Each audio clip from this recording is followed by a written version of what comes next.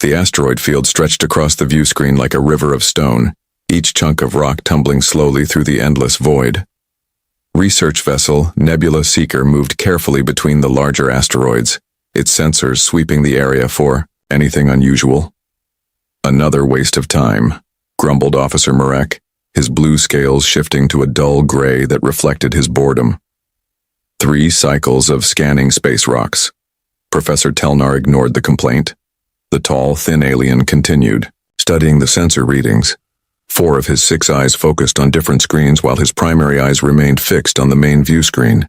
After 50 years as the Commonwealth's leading archaeologist, he had learned that patience was the most valuable tool in his collection. "There is something," he said quietly, tapping a long finger against one of the screens. "Look at this, Zarek. This asteroid is not moving like the others." "So?" Marek shrugged his wide shoulders. "Asteroids bump into each other all the time. No, look at its path. It's too regular." Telnar magnified the image. "And the shape is wrong. Asteroids are not this smooth. Pilot, take us closer." The Nebula Seeker changed course, thrusters firing in short bursts as it approached the strange object. As they drew nearer, the true nature of their discovery became clear. It wasn't an asteroid at all. "By the first suns," whispered Telnar, his voice filled with awe. "It's a ship." Floating silently among the asteroids was a vessel unlike any in the Commonwealth database. It was dark gray with sharp angles and what appeared to be weapon mounts along its hull. Unlike the smooth, curved designs of modern Commonwealth ships, this vessel looked brutal and purposeful. "Run a full scan," ordered Telnar, unable to hide the excitement in his voice. "I want to know everything about it." The science team worked quickly, their instruments probing the mysterious ship. "No power signatures detected," reported Science Officer Loral, her tentacles dancing across her control panel. "The vessel appears completely dead." "Age estimate?" asked Telnar. "Difficult to be precise," Loral replied, "but surface degradation suggests at least 3,000 years. 3,000! Marek exclaimed. "That's older than the Commonwealth itself." Telnar nodded slowly. "We may have found a relic from before the Great Joining, perhaps from one of the lost species." "It's big," said Pilot Kren, from the front of the bridge. "Almost twice the size of our research vessel, and built for war," added Marek, pointing to what were clearly weapon emplacements. "Look at those cannons. Whatever race built this, they were fighters." Telnar studied the dead ship with growing excitement. Discoveries like this came once in a lifetime. An intact vessel from an unknown species could reveal countless secrets about the galaxy's past. "Prepare a towing beam," he ordered. "We're taking it back to Research Station Epsilon." "Is that wise?" asked Marek, his scales shifting to a cautious orange. "We know nothing about this vessel. It's been floating dead for thousands of years," Telnar replied with a dismissive wave of his hand. "What harm could it possibly do now?" 3 days later, the Nebula Seeker arrived at Research Station Epsilon, a massive ring-shaped structure orbiting a gas giant in the Proxima system. The mysterious vessel hung in the station's main research bay, looking out of place among the sleek Commonwealth technology surrounding it. Commander Voss stood before the ancient ship, his forearms crossed over his chest in a posture of deep thought. As station director, he had seen many strange artifacts come through Epsilon, but nothing quite like this. "Impressive, isn't it?" said Telnar, joining the commander on the observation deck. "Indeed," Voss replied, his gravelly voice echoing slightly in the large chamber. "Your report mentioned possible weapon systems?" Telnar nodded. "Primitive by our standards, but numerous. This vessel was built for combat." "Any idea who built it?" "None yet. We found no match in our historical databases. It could be from one of the species that disappeared during the Dark Time." Commander Voss stroked one of his facial tendrils thoughtfully. "This could be significant, Professor. If we can learn about its weapons technology, even if primitive, it might give us insights we've lost over time."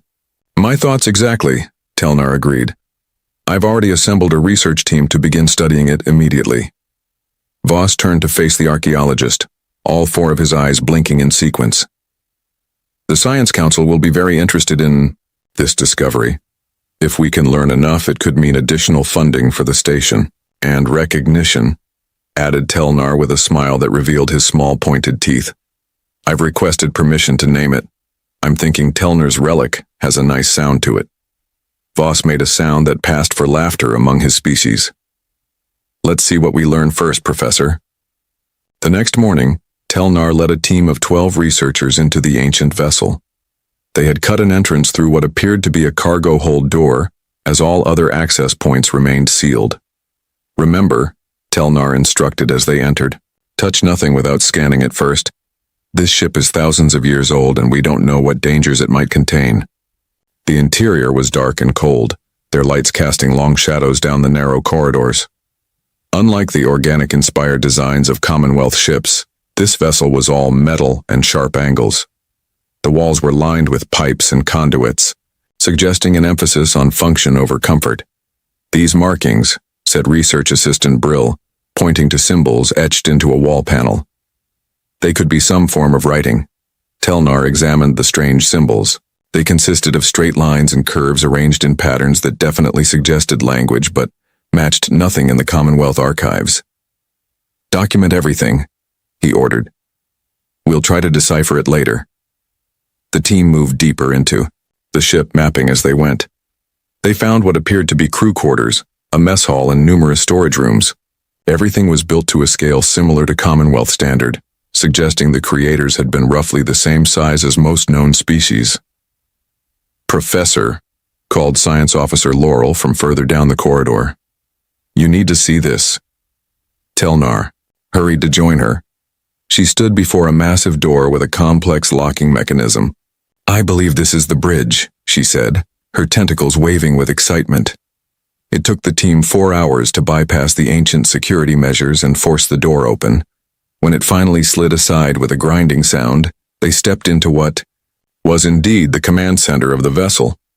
Unlike the utilitarian design of the rest of the ship, the bridge showed signs of importance. The central chair, clearly for the commander, was larger and positioned to view multiple control stations. Various screens and panels surrounded it, all dark and lifeless. Begin power analysis, ordered Telnar. I want to know if there's any way to activate these systems without damaging them. As the team spread out across the bridge, Telnar approached what appeared to be the main console. His fingers traced the strange symbols etched into its surface.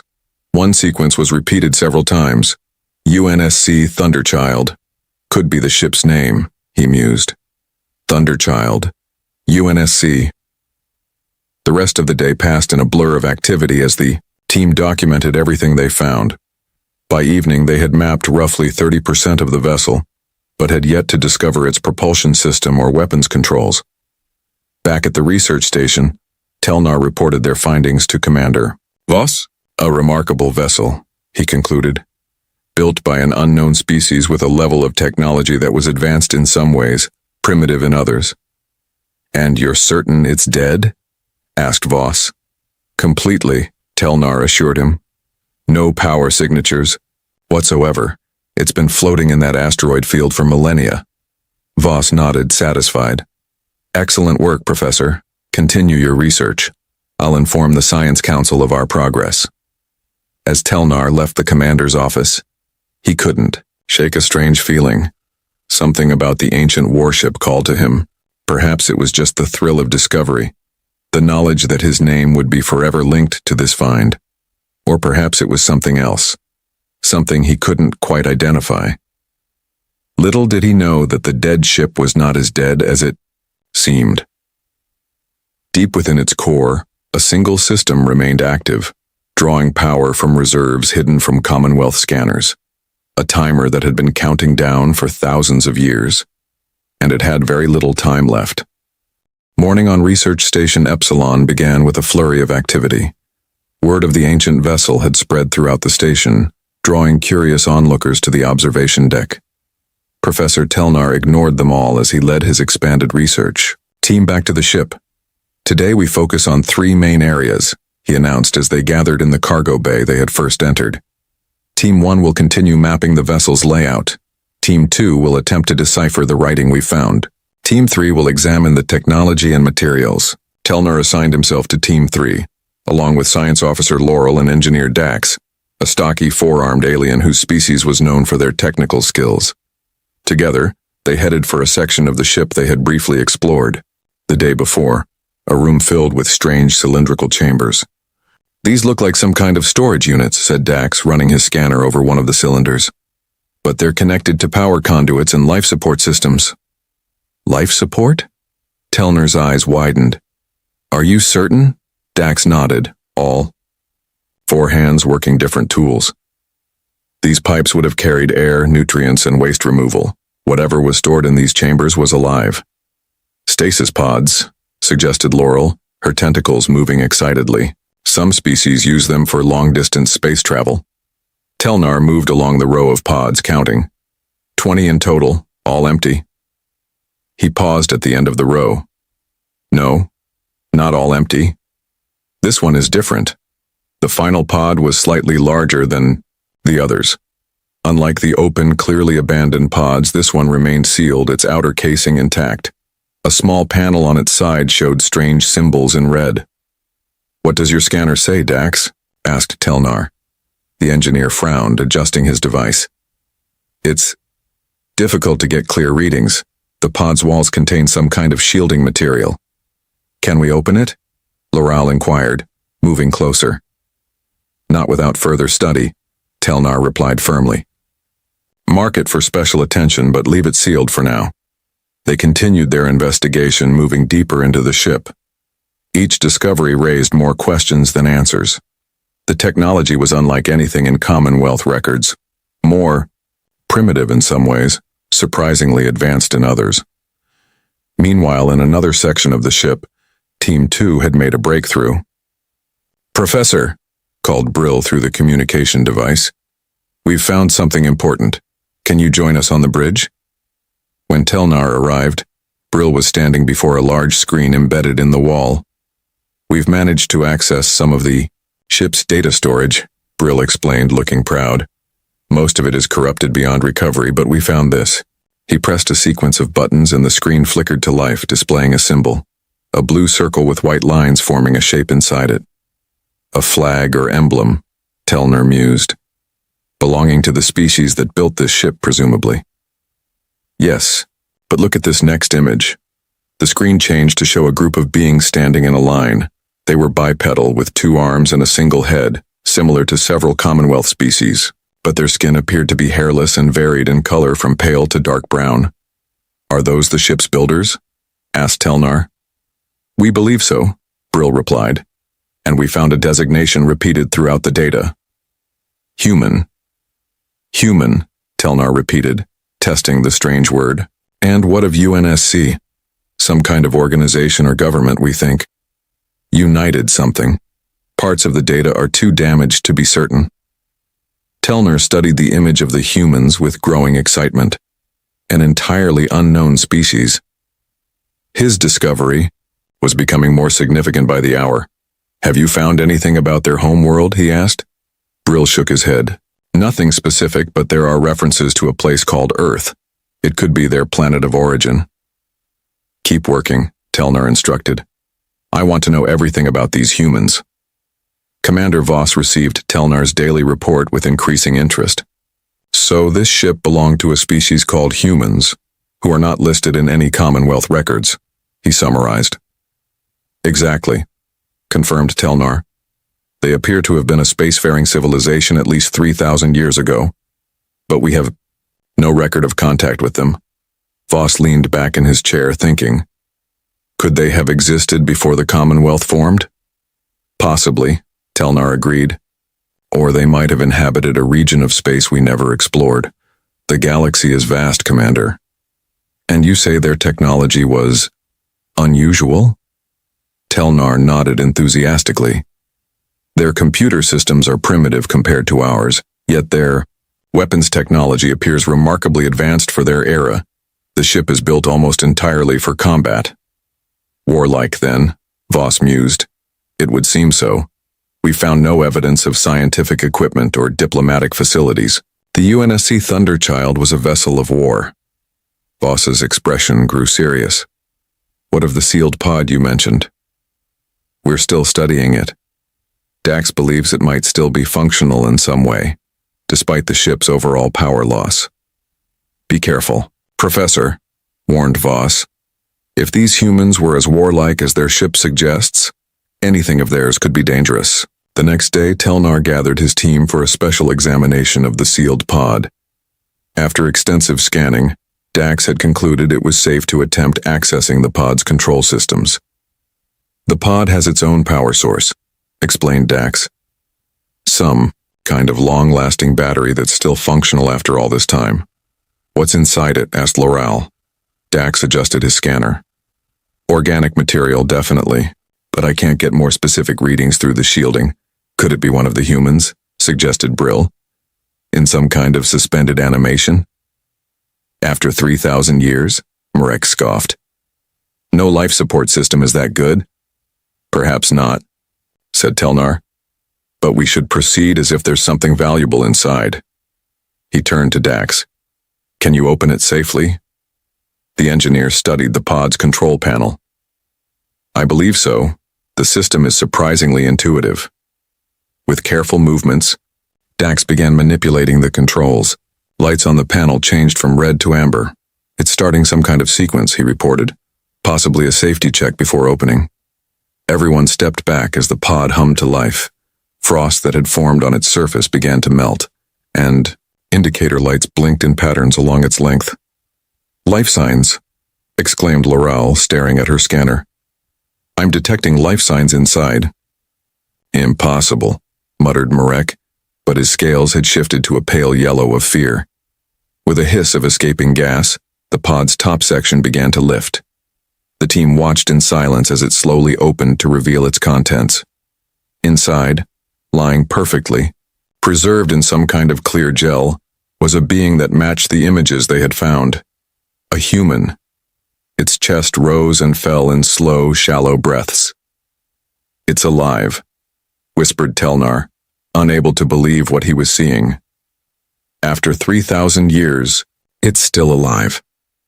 The human's eyes remained closed, but as they watched, its fingers twitched slightly. It's waking up, said Dax, backing away from the pod. Telnar moved closer, fascination overcoming caution. This was no longer just an archaeological discovery. It was first contact with a species thought lost to time. As the team watched in stunned silence, the human's eyes snapped open. They were blue, startlingly bright against its pale skin. For a moment, those eyes stared blankly at the ceiling, then focused sharply on the alien surrounding the pod. The human's expression changed from confusion to alert wariness in an instant. Telnar raised his hands in what he hoped was a universal gesture of peace. Welcome back, he said, though he knew the human couldn't understand him. You've been asleep for a very long time. The human pushed himself up to a sitting position, movement slow but deliberate. His eyes never left the aliens surrounding him, scanning each one as if assessing threats. He wore a tight-fitting black suit that covered most of his body, with strange symbols on the shoulder that matched those found throughout the ship. Recording active, whispered Loral, her tentacles operating a small device. This is historic. The human spoke, his voice rough from disuse. The sounds were unlike any language the research team had heard before, sharp and clipped. Professor Telnar activated his universal translator, hoping it might find patterns in the human's speech. The device hummed, struggling to process the unfamiliar language. Let me try, said Brill, stepping forward with his own translator. Mine has more processing capacity. The human watched them with intense focus, saying nothing more. His hand moved slowly to his side, where something that might have been a weapon would have been, but found nothing. Telnar noticed the gesture. Non-threatening postures, everyone, he instructed his team. He's clearly military trained and disoriented. After several tense minutes, Brill's translator produced a series of sounds. The human's head snapped toward the device, his expression changing to one of surprise. Partial communication established, Brill announced excitedly. The translator has identified basic patterns in his language. The human spoke again, this time more slowly, seemingly understanding they were trying to communicate. Brill's translator crackled. Where am I? Who? You? Progress, Telnar exclaimed. Tell him we are researchers from the Galactic Commonwealth. We found his ship and brought it to our research station. Brill relayed the message through his translator. The human listened, then frowned. Commonwealth? No. Record of such organization. The translation was choppy but understandable. How long? Sleep? When Brill's translator conveyed the answer, approximately 3,000 years, the human's face went blank with shock. He sat motionless for several moments, processing this information. Impossible, came the eventual translation. Emergency, protocols. Maximum 1,000 years. An hour later, the human sat in a makeshift interview room adjacent to the ship. Commander Voss had ordered the entire area secured, with guards posted at all entrances. The human, who had identified himself as Captain Jack Foster of the United Nations Space Command, seemed to accept the situation with remarkable calm for someone who had just learned that he had slept through millennia. The translation system improved rapidly as it processed more of the human's speech. Captain Foster, for his part, proved to be an intelligent and adaptable individual, quickly learning to speak in ways the translator could better understand. You say your species is called human? Asked Telnar, recording every word. From a planet called Earth? Foster nodded, a gesture they had learned meant affirmation. Earth was our home world. We had colonies on several other planets in our solar system, and a few beyond. Yet we have no records of your kind in our historical archives, said Commander Voss, who had joined the interview. How is that possible? Foster's expression darkened. We fought a war, a terrible war that lasted for decades. Against whom? Asked Telnar. We called them the Ravagers. They came from beyond our explored space. Insectoid creatures with technology, far beyond ours. Foster's hands clenched into fists. They attacked without warning or mercy. They wanted our planets not for resources but as breeding grounds. The aliens exchanged glances. The description sounded disturbingly similar to an ancient threat that had plagued the early Commonwealth, known in their histories as the Scourge. These Ravagers, said Voss carefully. Did they have bioelectric weapons? Ships that resembled living organisms? Foster stared at him. Yes. How could you know that? We call them the Scourge. They attacked the early Commonwealth over 2,000 years ago. We barely survived. The human's eyes widened. Then they survived too. We thought we destroyed them. Telnar leaned forward. What do you mean? Operation Last Light, Foster explained. When we realized we couldn't win conventionally, we developed a superweapon, a network of devices that generated a wave of energy destructive only to Ravager biology. We deployed it as they were overrunning our last strongholds. And it worked? Asked Voss. We thought so. But I was part of Project Sleeper. Insurance in case we were wrong. The best warships in the fleet, each with a small crew in stasis, hidden throughout the galaxy. If the Ravagers returned, we would wake up and continue the fight. But you woke alone, Telnar observed. Where is your crew? Foster's expression grew grim. The Thunderchild was damaged in our final battle. The other stasis pods failed. I was in the captain's pod. It had additional safeguards. A heavy silence fell over the room as the implications sank in. Foster was possibly the last of his species, awakened in a future where everything he knew was gone. Captain Foster, said Commander Voss after a moment, I understand this must be overwhelming, but I need to ask. Your ship, is it still functional? Foster straightened, his demeanor shifting back to that of a soldier. The Thunderchild was designed to survive extended periods of dormancy. If its main reactor is intact, it could be reactivated. We detected no power signatures, said Telnar. You wouldn't, Foster replied. Silent running protocols. The ship appears dead until activated by command codes or emergency protocols. Voss and Telnar exchanged concerned looks.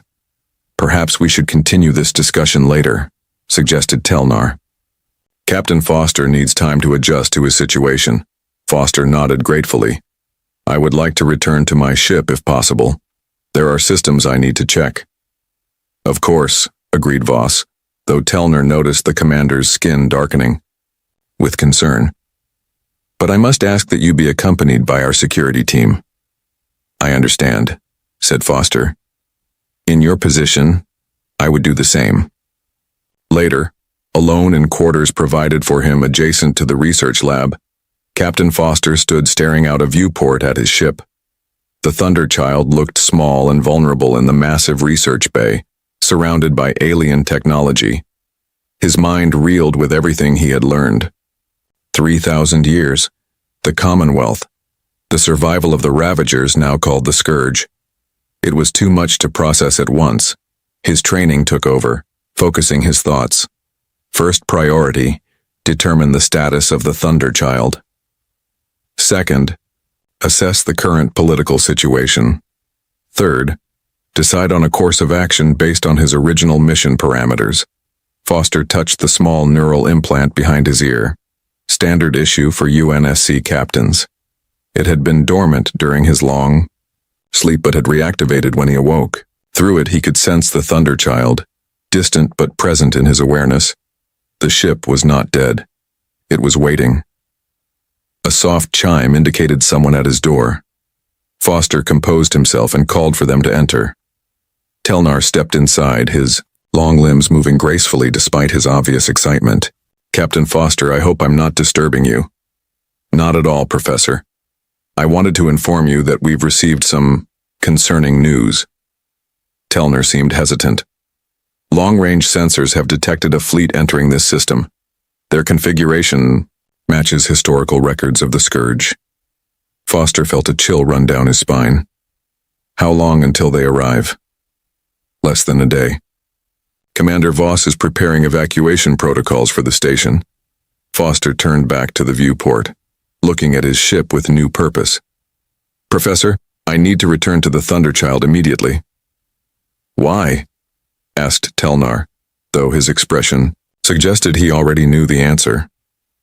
Because that's not an artifact sitting in your research bay, Foster said quietly.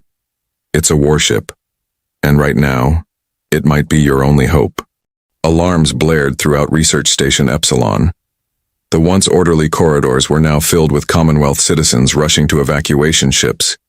Commander Voss stood on the command deck, watching as the approaching Scourge fleet appeared on the long-range scanners. 7 warships, reported the tactical officer, his voice tight with fear.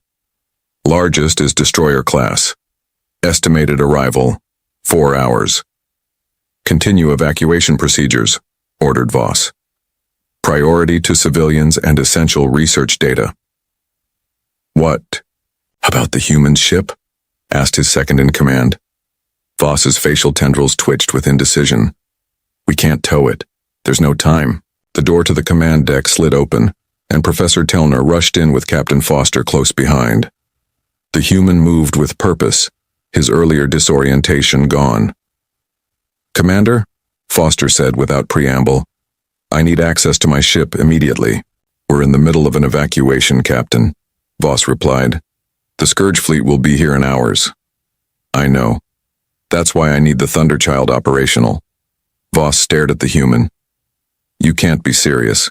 That ship is 3,000 years old. Even if you could somehow power it up, what do you think one small vessel could do against 7 Scourge warships? Foster's blue eyes hardened. The Thunderchild was specifically designed to fight the Ravagers, your Scourge. It's equipped with weapons that can penetrate their defenses. A murmur ran through the command deck. Hope mixed with disbelief. How can we trust you? Asked Voss. We know nothing about you or your species. Foster stepped forward, facing the commander directly. You don't have to trust me, but ask yourself this. What other option do you have? Your evacuation ships are civilian vessels. They'll be easy targets for the Scourge. Telnar moved to stand beside the human. Commander, I believe we should let him try. Everything I've learned about Captain Foster's species suggests they were formidable warriors. Voss's skin darkened as he considered his options. Finally, he nodded. Very well, but I'm sending a security team with you. Fine, Foster agreed, but we need to move now. Reactivating the Thunderchild will take time.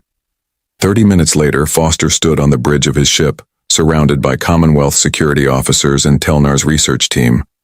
The once dark bridge now glowed with emergency lighting, powered by portable generators they had brought aboard. The main reactor is in shutdown mode, Foster explained as he worked at the captain's console. I need to initiate the restart sequence. Will that provide enough power to operate the ship's systems? Asked Telnar. Foster nodded. The Thunderchild uses a fusion reactor. Once started, it can run for decades without refueling. Impossible, muttered one of the security officers. No fusion reactor is that efficient. Foster didn't bother arguing. Instead, he placed his hand on a small panel near the command chair. A blue light scanned his palm. Genetic authentication required, announced a mechanical voice speaking in the human language but translated by Brill's device. Captain Jack Foster, UNSC service number 47291 JF8112, Foster stated clearly. Emergency activation protocol Alpha 9. For a moment nothing happened. Then with a low hum the bridge console lit up. Screens flickered to life displaying information in human language. Authentication accepted, said the ship's computer. Emergency protocol Alpha 9 initiated. Beginning system diagnostics. The aliens watched in amazement as the ancient warship slowly awakened. Lights came on throughout the bridge, and a deep vibration could be felt through the deck plates. Reactor startup sequence in progress, reported the computer. Estimated time to completion 1 hour. We might not have an hour, said Foster grimly. Computer, display current status of all weapon systems. A new screen appeared showing diagrams of various weapons mounted on the ship's hull. Most were marked with red indicators. Not good, Foster muttered. The main railgun is offline. Missile tubes 1 through 4 are damaged. He studied the display. But the AMAT cannons are operational, and we still have the Harbinger system. What is an AMAT cannon? Asked Telnar. Antimatter arc technology, Foster explained. Weaponized. Antimatter in a controlled stream. Extremely effective against Ravager shields. The aliens exchanged worried glances. Such technology was beyond even the current Commonwealth capabilities. And this Harbinger system? Asked Voss, who had joined them on the bridge. Foster's expression became grim. Last resort weapon. Let's hope we don't need it. As the Thunderchild systems came online one by one, the situation outside worsened. The Scourge fleet had accelerated, cutting their arrival time to just 2 hours. Half the station's population had been evacuated, but thousands remained. We need more time, Voss said, watching the tactical display on the Thunderchild's bridge. The alien commander had decided to stay aboard, coordinating the evacuation from there. We might have a way to slow them down, Foster suggested. If we can get the Thunderchild's engines online, we could move to intercept, force them to deal with us before they reach the station. That's suicide, Telnar protested. Foster smiled grimly. Not necessarily. The Thunderchild was built to fight multiple Ravager ships simultaneously, and we have surprise on our side. They won't be expecting to face human weapons. Reactor at 60% capacity, announced the ship's computer. Primary engines available. Foster took the command chair, his hands moving confidently over the controls. Professor Telnar, I'll need someone who understands your current technology to help coordinate with the station. Would you stay aboard? Telnar hesitated, then nodded. I will stay. Commander Voss, you should return to the station. Complete the evacuation. Voss stood straighter. No. If you're willing to risk your life for my people, I will stand with you. I'll need a minimal crew, Foster said. 3 more volunteers to man essential stations. To everyone's surprise, Laurel stepped forward, her tentacles steady. I will stay. My species has quick reflexes. I can operate controls as you direct. Engineer Dax joined her. The reactor systems are similar to our own. I can help monitor them. Brill was the last to volunteer. My translator will be useful for rapid communication.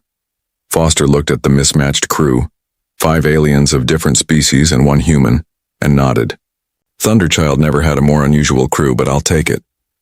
He turned to the security team. The rest of you return to the station, help with the evacuation. As the security officers left the ship, Foster activated the main view screen.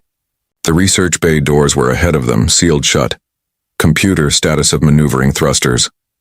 Maneuvering thrusters online, replied the computer. Foster took a deep breath. Telnar, contact the station. Tell them to open the bay doors.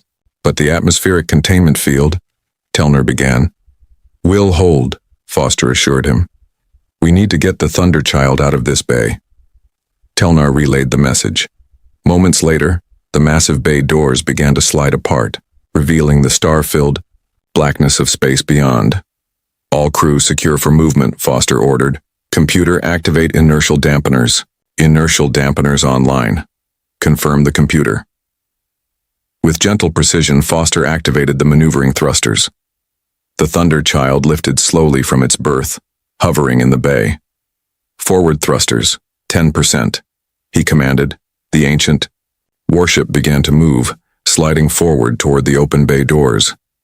As it passed through the atmospheric containment field, the bridge crew felt a slight shudder. Then they were out, floating free in space for the first time in 3,000 years. Main engines online, reported the computer. Foster gripped the control panel, a fierce determination in his eyes. Set course to intercept the Scourge fleet. All hands, prepare for combat.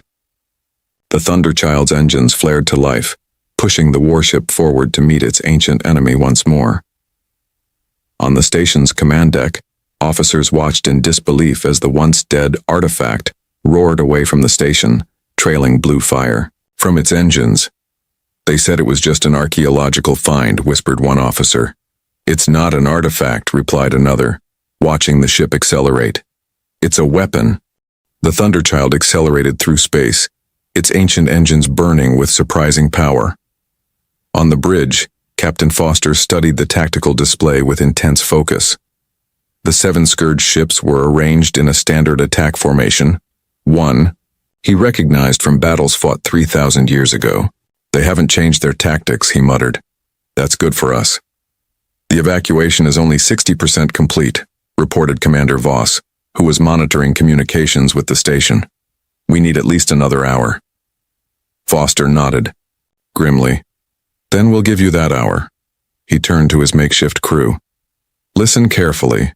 We're about to engage an enemy unlike anything you've faced before. The Scourge, or Ravagers as we called them, don't fight like normal opponents. They sacrifice ships without hesitation and use overwhelming numbers.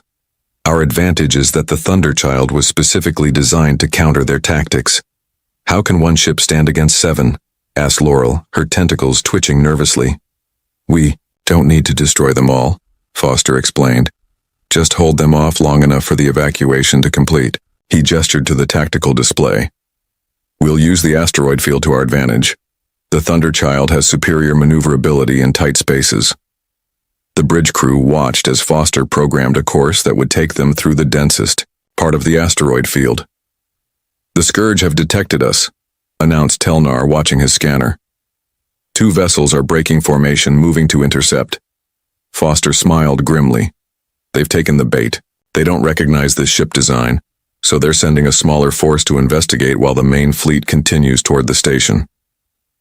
Separating their forces, Voss noted with approval. A tactical error. Computer. Status of AMAT cannons, Foster asked. AMAT cannons at 93% charge, replied the ship's AI. Ready to fire on your command. Foster nodded. Reactor status? Reactor at 87% capacity and rising, reported Dax, who had quickly learned to rid the human engineering displays. Your fusion technology is remarkable. It was our greatest achievement, Foster said quietly. Before the end. The two Scourge interceptors grew larger on the view screen. They were organic-looking vessels, their hulls covered in what appeared to be carapace rather than metal, with strange protrusions that glowed with sickly green energy. Those are their bioelectric weapons, Foster explained. Devastatingly effective against conventional shields. He tapped commands into his console. But the Thunderchild doesn't use conventional shields. Scourge vessels charging weapons, reported Telnar. Hold course, ordered Foster. Let them fire first. The tension on the bridge was palpable as the distance closed. Then with startling speed, both Scourge ships unleashed streams of green energy that twisted through space toward the Thunderchild. Brace for impact, Foster commanded, but remained calm. The enemy weapons struck the Thunderchild and flowed around it, dissipating harmlessly into space. How? Gasped Voss. Quantum deflection field, Foster explained with a smile. Developed specifically for Ravager weapons. Now, let's show them what we can do. AMAT cannons, target the lead vessel, and fire. From ports on either side of the Thunderchild's hull, brilliant blue beams of energy lanced out. They struck the first Scourge ship precisely where its weapons cluster protruded. The alien vessel shuddered, its carapace cracking as blue energy spread across its surface. Then with shocking suddenness it simply disintegrated. The bridge crew stared in stunned silence. One down, Foster said calmly. Target the second vessel. The remaining Scourge interceptor tried to evade, but the Thunderchild's targeting systems anticipated its movements. A second burst from the AMAT cannons caught it mid-turn with the same devastating result. 2 Scourge vessels destroyed, announced Telnar, his voice filled with awe. The remaining 5 are altering course. They're all coming for us now. Foster nodded. As expected, they recognized the threat. He turned to Voss. Commander, tell your station to accelerate evacuation. The Scourge will be focused on us for a while. But I can't guarantee how long we can keep their attention. What's our next move? Asked Dax. We head deeper into the asteroid field, Foster replied, adjusting their course. Make them chase us through the rocks. Their ships are larger and less maneuverable than the Thunderchild. As they plunged into the dense cluster of asteroids, the 5 remaining Scourge ships followed, their formation breaking apart as they negotiated the dangerous terrain. They're splitting up to surround us, noted Voss. Perfect, Foster said with grim satisfaction. Computer, prepare Harbinger system for deployment. Warning, responded the computer. Harbinger system deployment will drain significant power from all other systems. Recommend against activation with multiple hostile vessels present. Acknowledged, Foster replied, but prepare it anyway. For the next 30 minutes, the Thunderchild played a deadly game of hide-and-seek through the asteroid field. Its AMAT cannon struck whenever a Scourge ship came into range, damaging 2 more enemy vessels. But the Thunderchild didn't escape unscathed. A lucky shot from a Scourge destroyer damaged one of its engine nacelles, reducing their maneuverability. Reactor. Showing strain, reported Dax. We can't keep this up much longer. Status of station evacuation? Foster asked Voss. 92% complete, replied the commander. The last transports are preparing to launch. Foster checked the tactical display. The 3 undamaged Scourge ships were closing in, coordinating their approach to trap the Thunderchild against a massive asteroid. Time for our final move, he decided. Computer, status of Harbinger system. Harbinger system ready for deployment, confirmed the computer. Warning, system will consume all available power. Ship will operate on emergency reserves for 17 minutes following deployment. What exactly does this Harbinger system do? Asked Telnar nervously. Foster's expression was solemn. It creates a temporary quantum singularity, what you might call a miniature black hole. It only lasts for seconds, but that's long enough. The alien crew members exchanged shocked glances. You carry a black hole weapon? Exclaimed Voss. That's beyond anything we've ever conceived. It was a desperate time, Foster said simply. Computer, plot course to coordinate point Alpha, maximum speed. The Thunderchild surged forward, its damaged engine straining. The 3 Scourge vessels followed, sensing victory. Get ready, Foster warned his crew. This will be rough. The Thunderchild burst out of the asteroid field into open space, the Scourge ships close behind. Now, Foster commanded. Reverse thrust, full power. Deploy Harbinger. The Thunderchild stopped with shocking suddenness, inertial dampeners barely compensating. From its bow, a small, innocuous-looking projectile launched. For a heartbeat, nothing happened. Then, space itself seemed to fold inward at a point directly in the path of the pursuing Scourge vessels. Light bent around an invisible center that grew rapidly darker. The Scourge ships tried to evade, but they were too close, their momentum too great. One by one, they were pulled into the swirling vortex of distorted space-time, their massive hulls crumpling like paper as they approached the event horizon. And then, as suddenly as it appeared, the singularity collapsed in on itself and vanished, leaving only scattered debris where 3 warships had been. The bridge was silent except for the warning alarms indicating the Thunderchild's power reserves were critically low. All Scourge vessels destroyed or disabled, reported Telner finally, his voice barely above a whisper. Foster leaned back in his command chair, exhaustion visible on his face. Status of station evacuation? Complete, Voss replied with quiet amazement. All transports away safely. He turned to Foster. You did it. You saved thousands of lives. Foster nodded wearily. The Thunderchild did what it was built to do. He looked around at the alien crew. You all performed admirably. Thank you.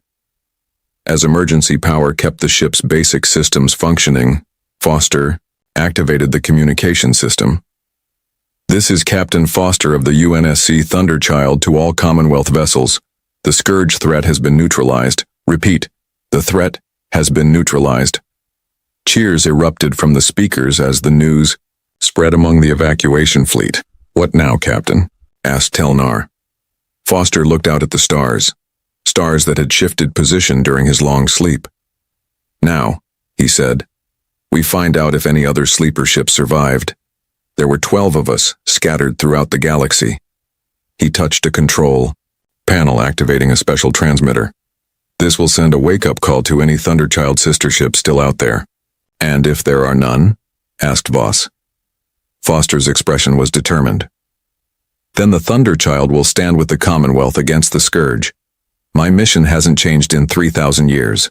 Protect humanity and its allies from extinction.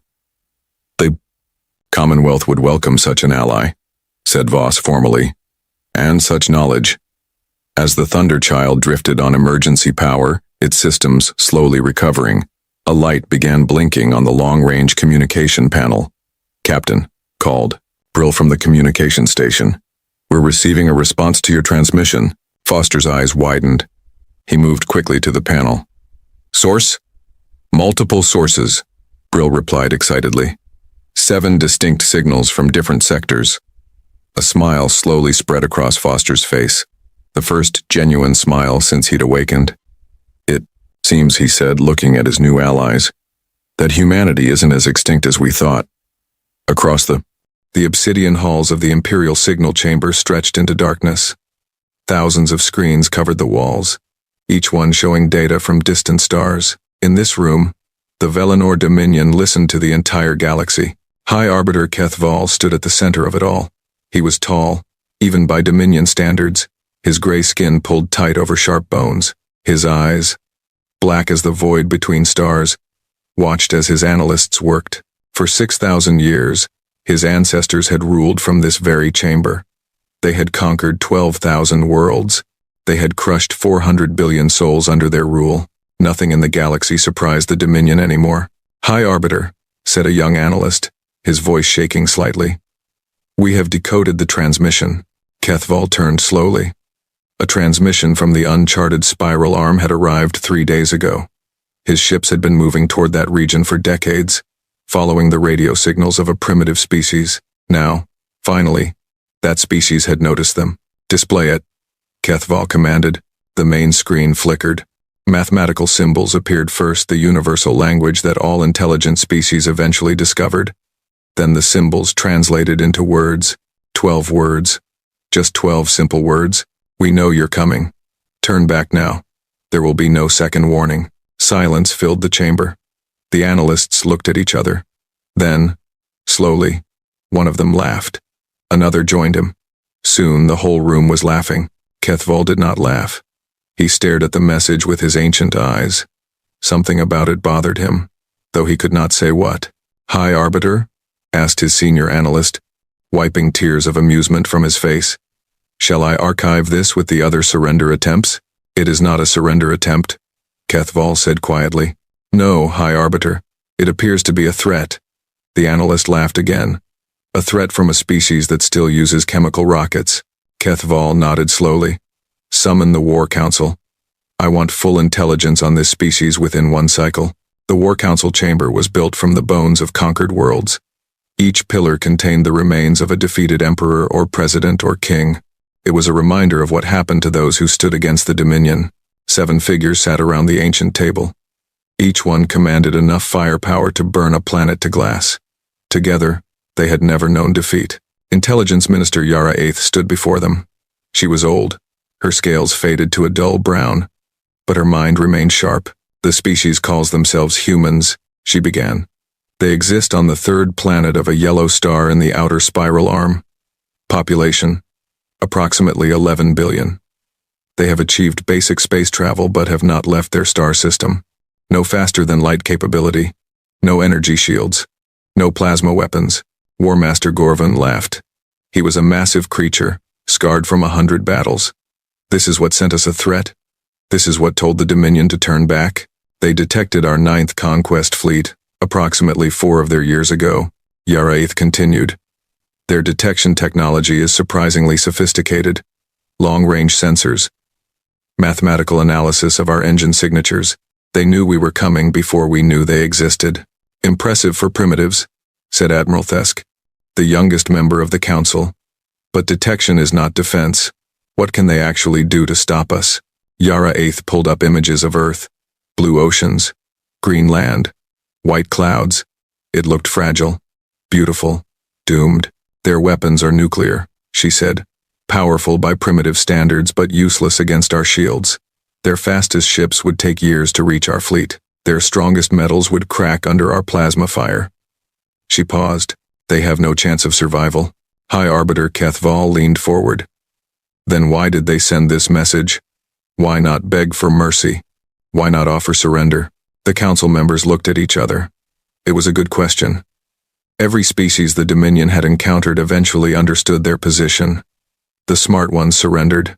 The stupid ones fought and died, but none of them had ever sent a message like this.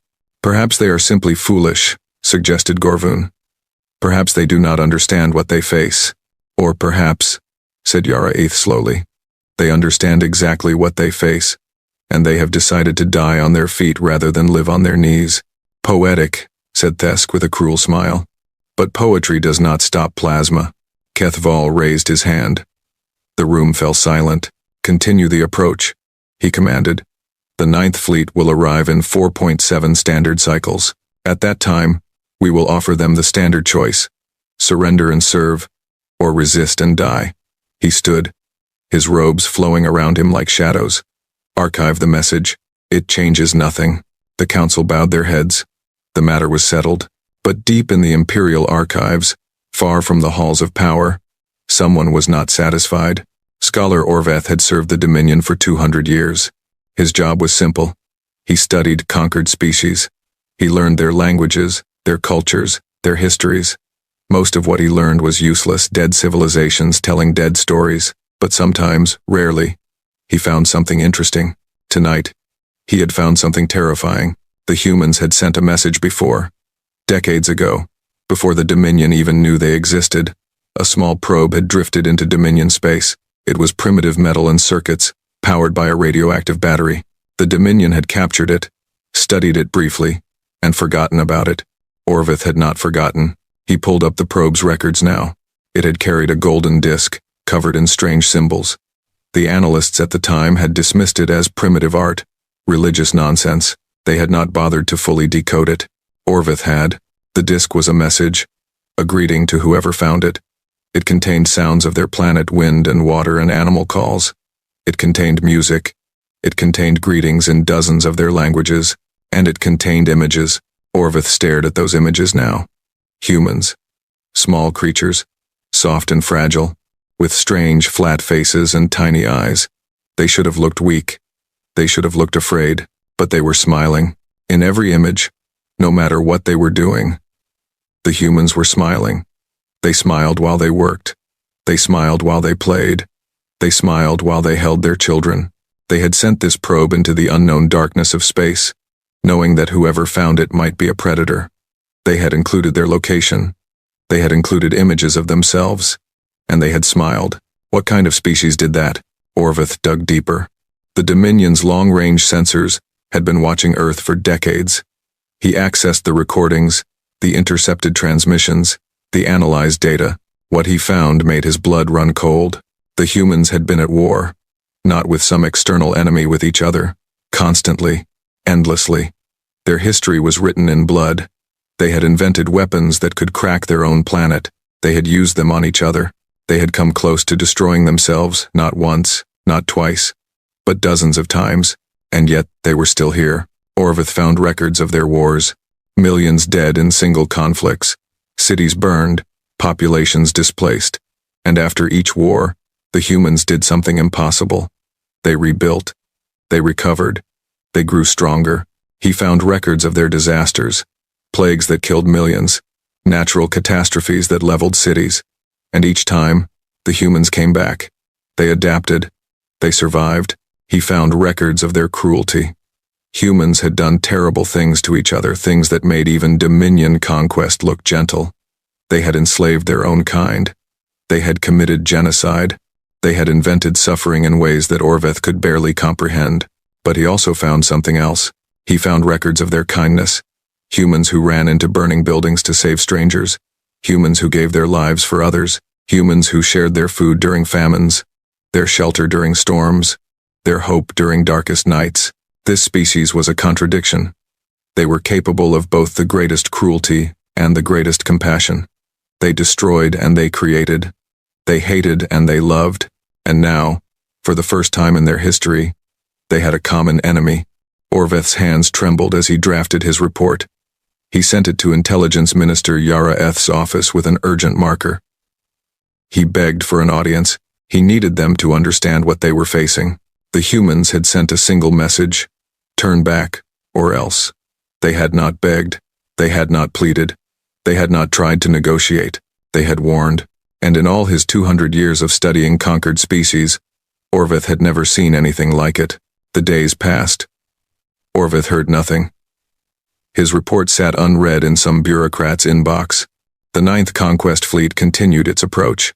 The war drums of the Dominion beat on. In the obsidian halls of power, no one spoke of the humans anymore.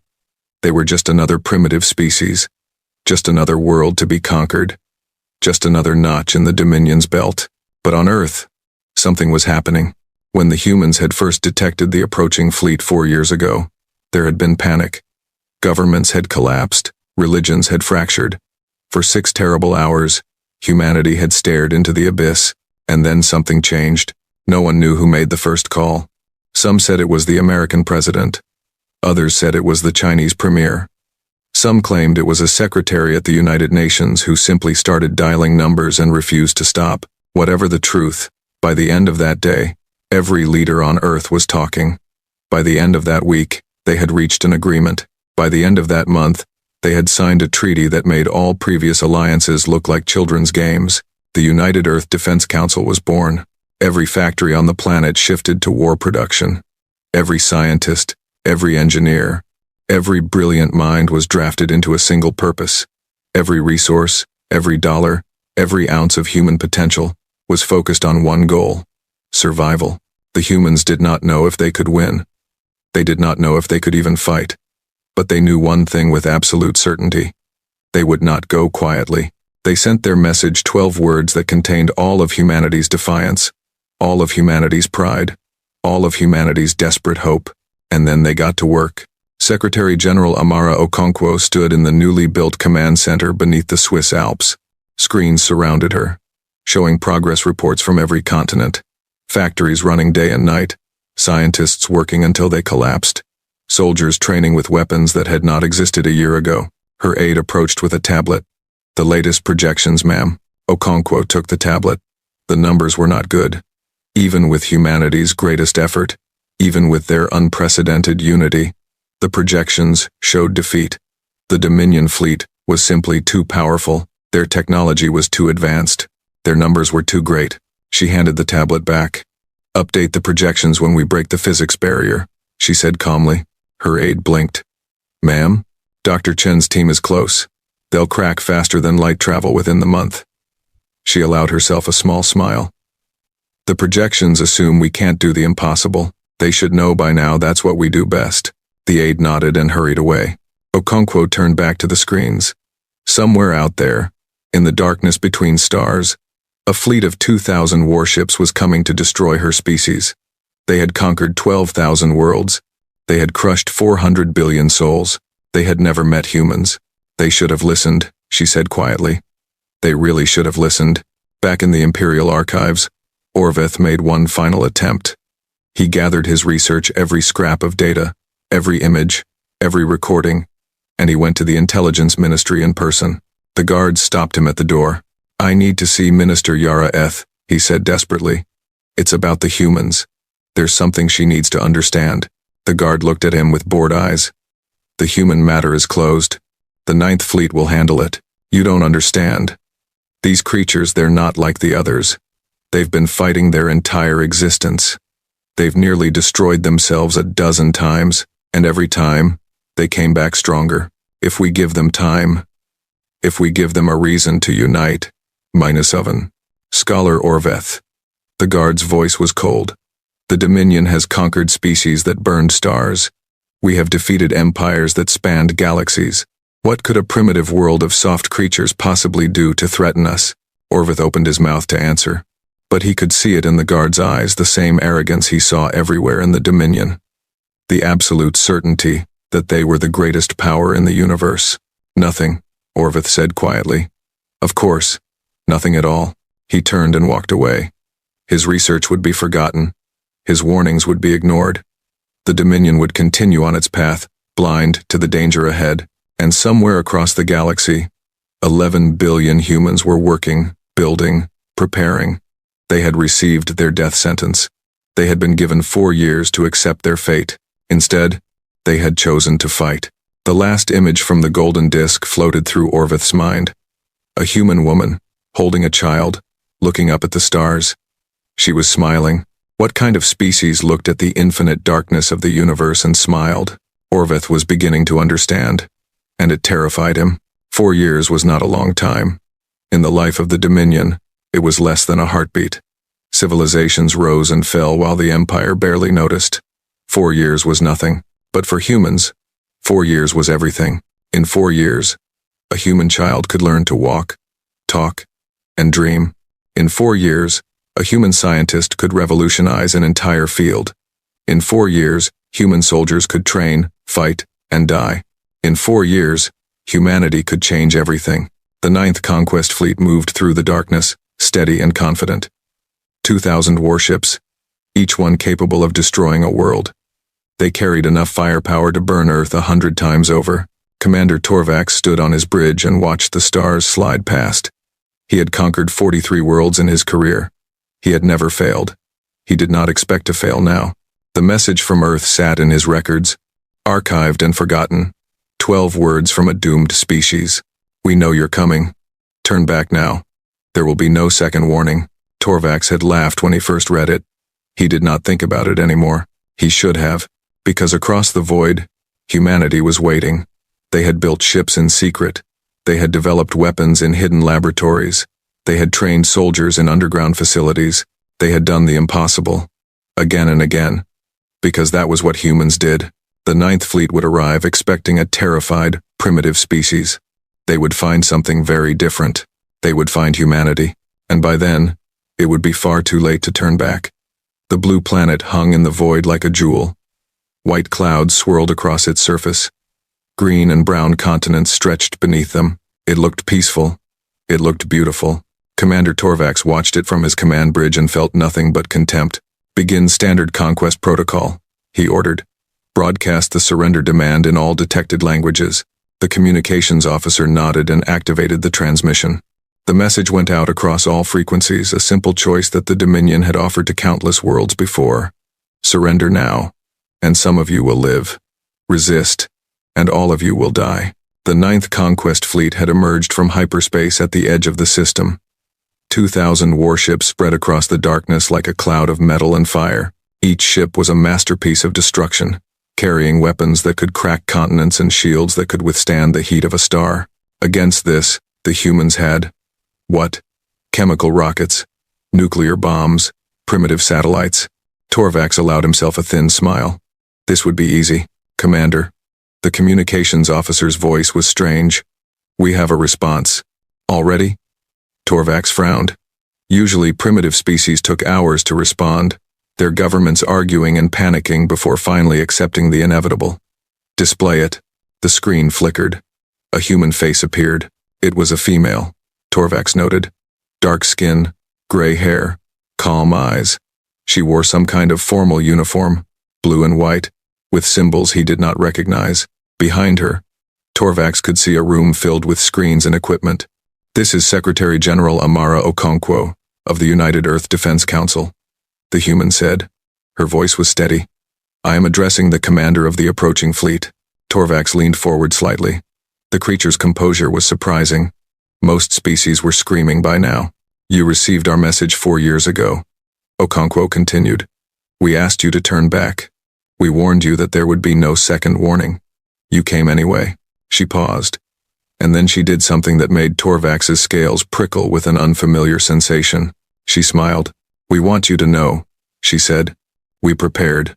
The transmission ended. Torvax stared at the blank screen. Around him, his officers shifted uncomfortably. Something about the human's smile had unsettled them all. Analysis, Torvax snapped. What does our sensors show? What forces do they have? The science officer bent over his console. His frown deepened. Commander, I'm detecting anomalies. There are structures in orbit that were not present in our last survey. Large structures, and there's some kind of energy signature coming from the planet's atmosphere. What kind of energy signature? Unknown. It doesn't match anything in our database. Torvax felt the first whisper of uncertainty, but he pushed it aside. The Dominion had faced surprises before. They had never mattered. Proceed with the demonstration, he ordered. Target the large coastal city on the eastern continent. 1 plasma burst. Show them what they face. The weapons officer nodded. The fleet's plasma cannons began to charge. Hundreds of ships oriented themselves toward Earth, each one preparing to add its fire to the bombardment. Firing, the weapons officer announced. Light erupted from the fleet. Hundreds of plasma bolts, each one burning hotter than a star's core, streaked toward the planet. They would hit the target in seconds. The city would cease to exist. Millions would die. The plasma fire reached Earth's atmosphere and stopped. Torvax surged to his feet. What? On the main screen, he could see it. The plasma bolts had hit something, a shimmer in the upper atmosphere, a barely visible barrier that stretched across the sky. The bolts splashed against it like water against stone. Energy rippled outward. Light flashed, but the city remained untouched. They have a planetary shield, the science officer whispered. Commander, they have a planetary shield. That's impossible. 4 years ago, they didn't even have fusion power. The communications console crackled. Secretary General Okonkwo's face appeared again. Commander, she said, still calm, still smiling. I believe I mentioned that we prepared. Torvax's hands clenched into fists. What is this? What have you done? You gave us 4 years warning, Okonkwo replied. 4 years to prepare for your arrival. Do you have any idea what humans can do in 4 years when we're scared? She leaned forward slightly. We put aside our differences. We united our nations. We combined our knowledge, and we worked. Day and night. Without rest. Without pause. We built things that our own scientists said were impossible. You cannot have developed this technology in 4 years, Torvax snarled. It takes centuries. For your species, perhaps. Okonkwo's eyes were hard. But we are not your species. We have been solving impossible problems since we first climbed down from the trees. When our world tried to kill us, we survived. When diseases swept through our populations, we cured them. When we ran out of resources, we found new ones. She paused.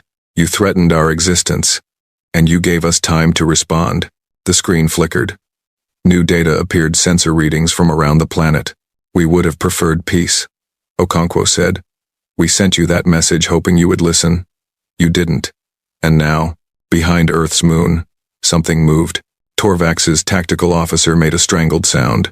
Commander, ships, thousands of ships. They came around the moon in waves.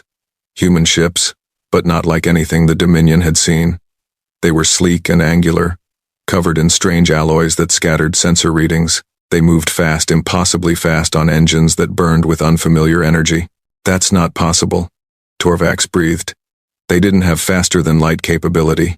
They do now, his science officer replied. And shields. And weapons that I can't identify. The human fleet spread out in formation. Torvax counted the ships.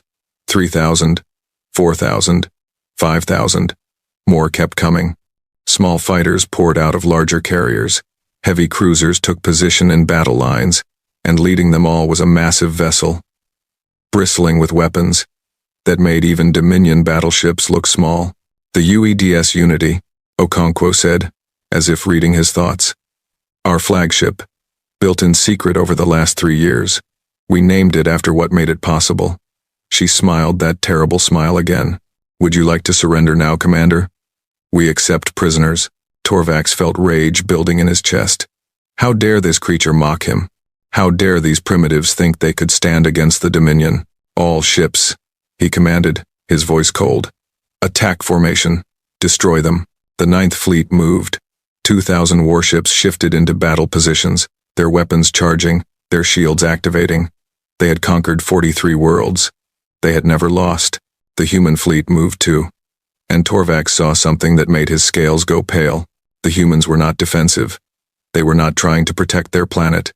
They were charging, coming straight at the Dominion fleet with weapons blazing. The first human ship reached the Dominion lines.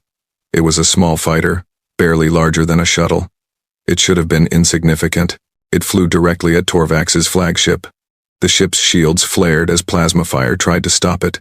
The fighter did not slow down. It's going to hit us, someone shouted. The fighter struck the flagship's shields. And then, it detonated. The explosion was nuclear, a raw, primitive atomic blast. But it was focused somehow, channeled by technology that the Dominion did not understand.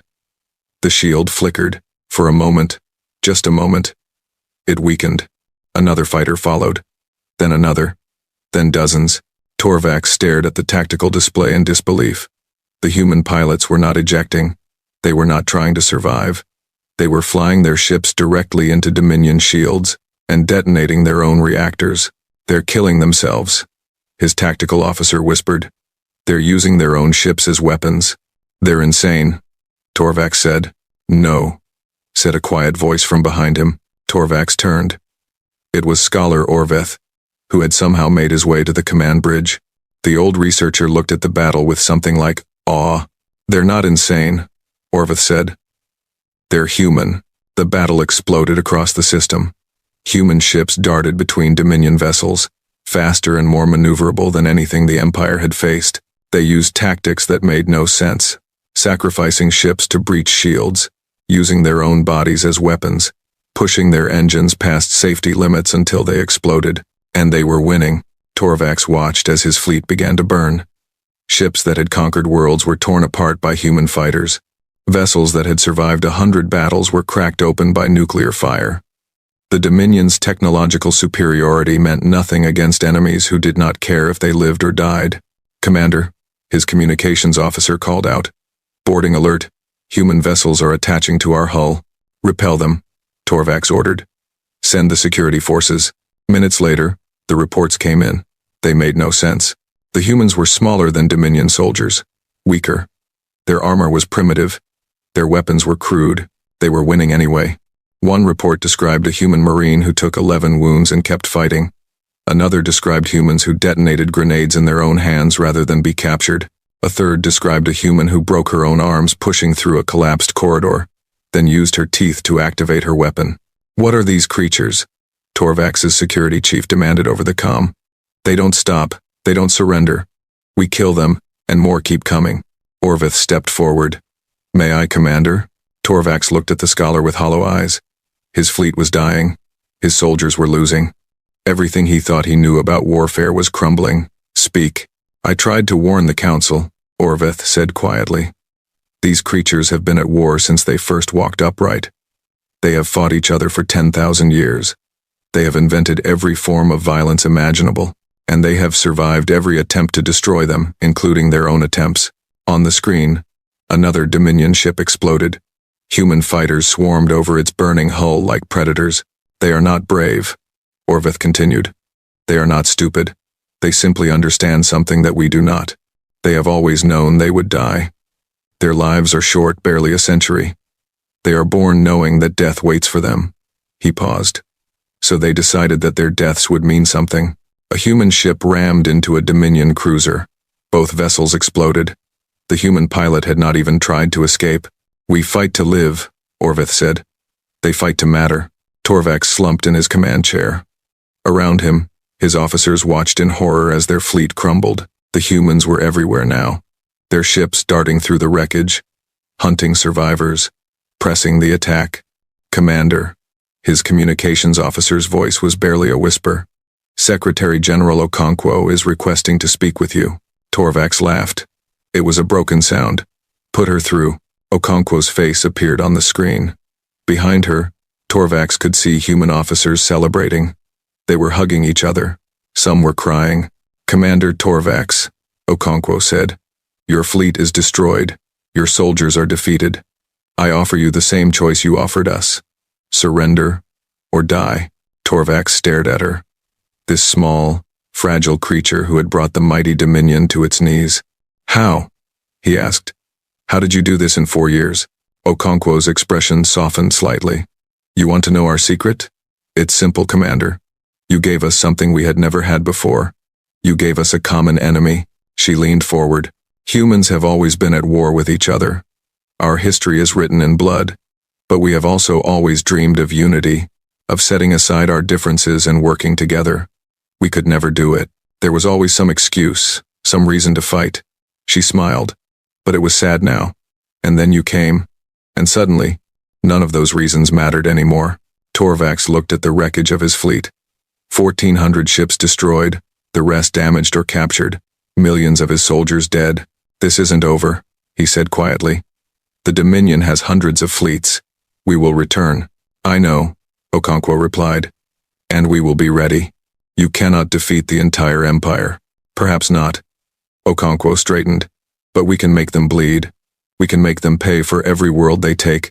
We can show the galaxy that the Dominion can be hurt. Her eyes hardened. And we can give hope to every species they have conquered. The transmission ended. Torvax sat in silence.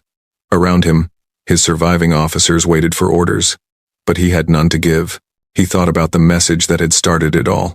12 words that the Dominion had laughed at and ignored. We know you're coming. Turn back now. There will be no second warning. They should have listened. They really should have listened.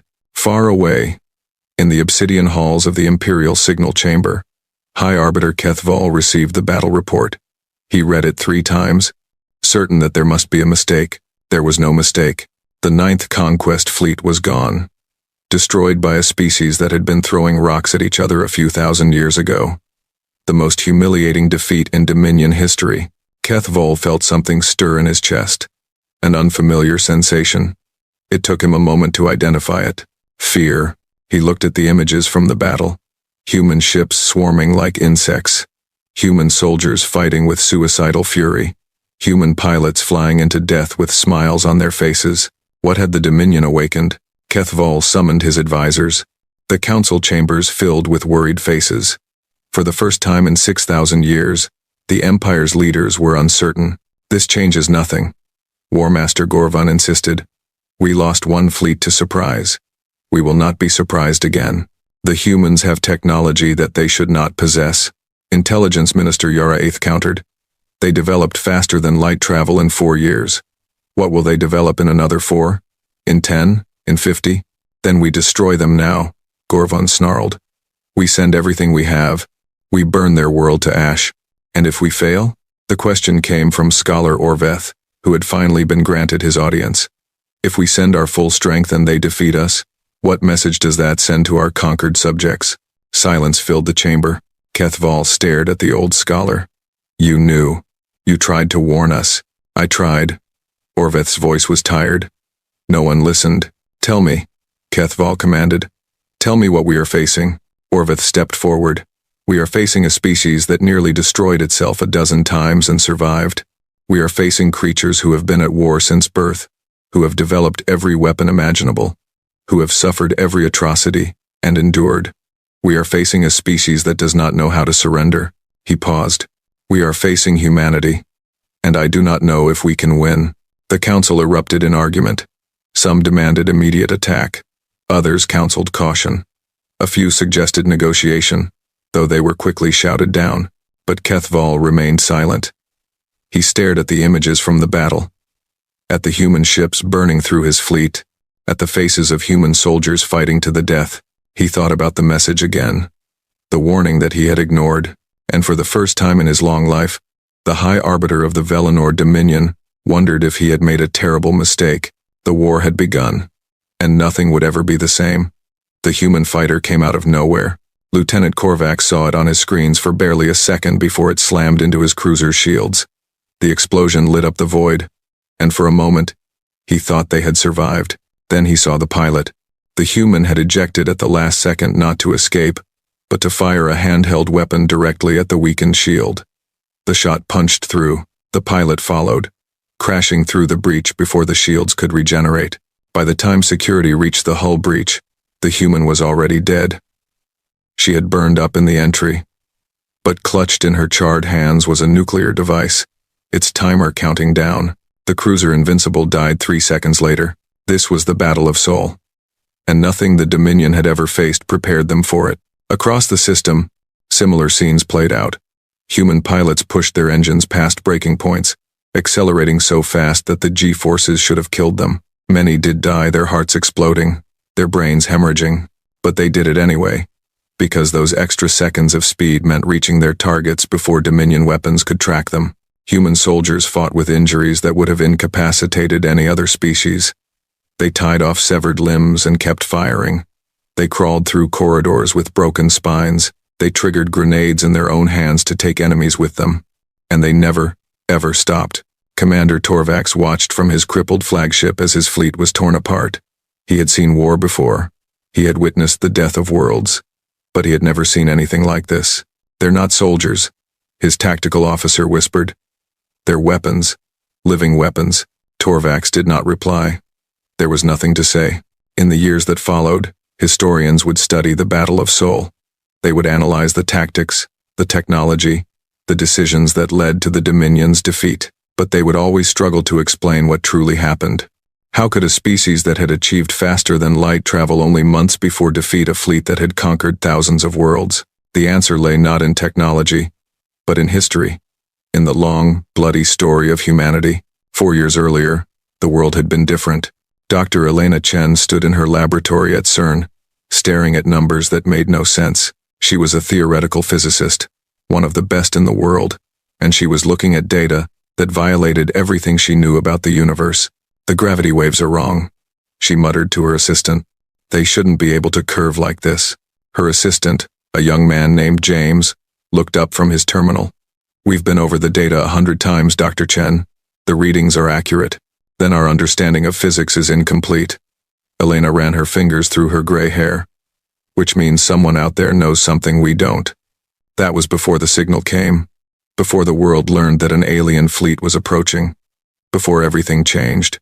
When the news broke, Elena watched the world fall apart. Governments collapsed. Markets crashed. Religions shattered. For 6 terrible hours, humanity tore itself to pieces in fear and despair. And then something strange happened. Elena received a call from the President of the United States. Then from the Premier of China. Then from the Prime Minister of India. Then from leaders she had never heard of. From countries she could barely find on a map. They all asked the same question. Can you help us? She told them the truth. She did not know if anyone could help. The aliens had technology that was centuries ahead of humanity. Their ships could cross the stars, while human rockets struggled to reach Mars. But she also told them something else. "I've been studying their gravity signatures," she said, "and I think they don't understand their own technology. They're using principles that work, but they don't know why they work. They're mechanics, not scientists." "What does that mean?" the American president asked. Elena smiled for the first time since the crisis began. "It means they have a ceiling. They've reached the limit of what they can do with trial and error. But us?" She gestured at the equations on her whiteboard. "We're just getting started." Within a month, the United Earth Defense Council was formed. Within 6 months, Elena was leading a team of 12,000 scientists from every nation on Earth. Within a year, they had cracked the fundamental principles behind the alien technology, and within 2 years, they had surpassed it. But technology alone would not win the war. For that, humanity needed soldiers. Sergeant Maria Santos had been fighting wars since she was 19 years old. She had served in conflicts across 3 continents, seen friends die in her arms, and collected scars that mapped her body like a road atlas. When the call came for volunteers, she was the first in line. "You understand what you're signing up for," the recruiter told her. "This isn't going to be like any war you've fought before." Maria looked at him with flat eyes. "I've fought in wars where we were outgunned, outmanned, and outmatched. I've fought against enemies who had every advantage, and I'm still here." She leaned forward. "So tell me about these aliens, and then tell me how to kill them." The training was brutal.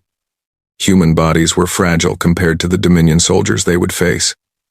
Human reflexes were slower, human strength was weaker, so they adapted. Scientists developed drugs that pushed human performance beyond natural limits. Neural implants accelerated reaction times, exoskeletons multiplied strength, and psychological conditioning removed the instinct for self-preservation. Maria went through it all. She felt her body transform, her mind sharpen, her fear fade into something cold and controlled. She became something more than human, but she also became something less. "We're not going to survive this," her commanding officer told them during the final briefing. "Statistically, none of us will live through the first engagement. But that's not the point." He pointed at the images of the alien fleet on the screen behind him. "The point is to make them bleed. The point is to show them that we will not go quietly. The point is to give humanity time to build a future." Maria looked around at her fellow soldiers. Thousands of men and women from every country on Earth, united by a single purpose. They were going to die. They all knew it, and they were smiling. "Why are you smiling?" a young recruit asked Maria later. He was barely 20, too young for this war, too young for any war. Maria thought about it for a long moment. "Because I spent my whole life fighting for things that didn't matter," she said finally. "Territory, resources, political disputes.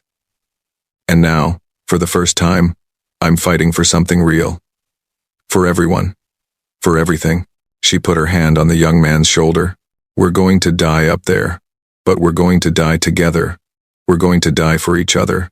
And that means something." She smiled. "That means everything." The Battle of Seoul lasted 6 hours. To the Dominion, it felt like an eternity. They had expected resistance. All species resisted at first. But they had never faced anything like this. The humans fought without logic, without self-preservation, without any of the instincts that made warfare predictable. They used tactics that the Dominion had never imagined. Human ships would deliberately take hits, allowing their shields to fail, just so they could get close enough for suicide attacks. Human soldiers would let themselves be captured, then detonate hidden explosives. Human pilots would broadcast their locations, drawing enemy fire, just to create openings for their comrades. And through it all, they kept coming. For every human ship destroyed, 3 more took its place. For every human soldier killed, 10 more charged forward. The Dominion's numerical superiority meant nothing against enemies who treated their own lives as ammunition. Scholar Orveth, watching from a secure bunker on the flagship, recorded everything. His hands trembled as he documented the carnage. "They're not fighting to win," he whispered into his recorder. "They're fighting to hurt us. Every ship they destroy, every soldier they kill, is a wound in the Dominion's pride. They know they cannot defeat us today, but they're not thinking about today." He paused, watching as another human fighter dove into a Dominion battleship's engines. "They're thinking about tomorrow, and the day after, and the century after that. They're planting seeds of doubt in every conquered species. They're showing the galaxy that the Dominion can bleed. His voice dropped to a whisper. And the galaxy is watching. In the command center beneath the Swiss Alps, Secretary General Amara Okonkwo watched the battle unfold on 100 screens. Her advisors surrounded her, relaying reports, tracking casualties, coordinating the fleet. The numbers were horrific. Tens of thousands of human pilots dead, hundreds of ships destroyed. The price of victory was beyond calculation, but they were winning. Carrier Group 7 is reporting success, Admiral Jackson announced. They've breached the enemy flagship's shields. Send in the Marines, Okonkwo ordered. I want that ship, ma'am. The casualties will be. I know what they'll be. Okonkwo's voice was steady, but her hands were clenched tight. Send them anyway. We need prisoners. We need intelligence. We need to understand what we're facing. The Marines went. And they died. And some of them managed to survive long enough to take the ship. The reports from the boarding action were almost impossible to believe. Human soldiers fighting Dominion warriors twice their size and winning. Human Marines continuing to fight with injuries that should have been instantly fatal. Human sergeants carrying wounded comrades through enemy fire while firing with their free hands. Sergeant Maria Santos led the assault on the flagship's bridge. She had been shot 14 times. Her left arm was gone, torn off by an explosion that had killed 3 of her squadmates. Her armor was more blood than metal. She kept fighting. The Dominion commander, a massive creature with gray scales and black eyes, faced her in the final chamber. His guards were dead. His ship was captured. But he still did not understand. How? He demanded. How can you fight like this? You're barely alive. Maria looked at him with eyes that had seen too much. I've been barely alive since I was 19, she said. This is nothing new. She raised her remaining hand. It held a pistol that shook with her heartbeat. Do you know what humans say before they die? She asked. The commander did not answer. We don't say anything about ourselves. We say names. The names of the people we love. The people we're dying for. She pulled the trigger. The commander fell. My daughter's name is Rosa, Maria whispered. She's 7 years old. And she's going to grow up free. Then she collapsed. They found her 3 minutes later, unconscious but alive. Against all odds, against all reason, Maria Santos survived the Battle of Seoul. She would go on to lead dozens of missions, become a legend among both humans and aliens, and eventually die peacefully in her sleep at the age of 92. But in that moment, lying on the floor of an alien bridge, surrounded by the bodies of her enemies and her friends, she was just a mother who wanted her daughter to see the stars. The battle ended. The Dominion fleet was broken. Out of 2,000 ships, only 600 escaped. The rest were destroyed or captured. It was the most devastating defeat in the Empire's history, and it was just the beginning. High Arbiter Kethval received the final casualty reports in silence. His advisors argued around him, but he did not hear them. He was looking at a single image from the battle, a human pilot, moments before her fighter struck a Dominion battleship. She had known she was going to die. The image captured her face clearly. She was smiling. Kethval had conquered species that begged for mercy. He had destroyed civilizations that cursed him with their final breaths. He had faced enemies who were terrified, defiant, furious, or resigned. He had never faced enemies who smiled. They think they've won, War Master, Gorvun growled. We'll show them how wrong they are.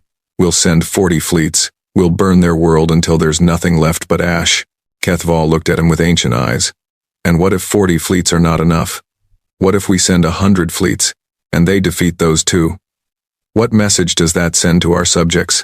Gorvun fell silent. These humans, Kethval said slowly. They don't fight like any species we've encountered. They don't fight to survive. They fight to. He struggled for the word. To matter. Their lives are short. Their bodies are weak.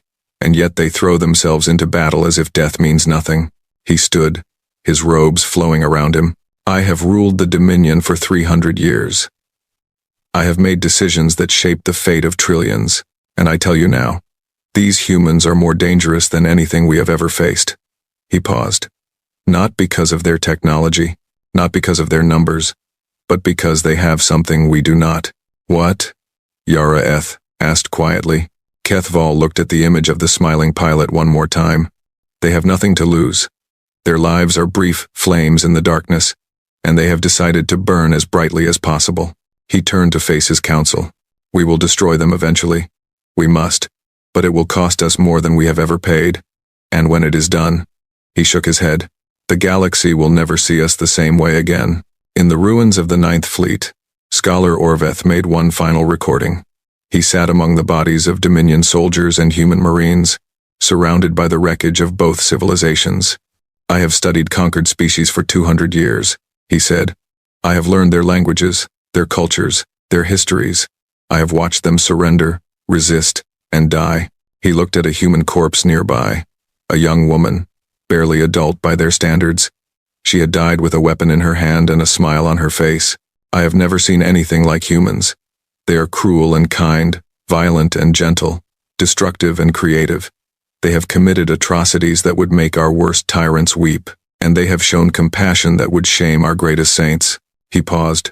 They are chaos given form.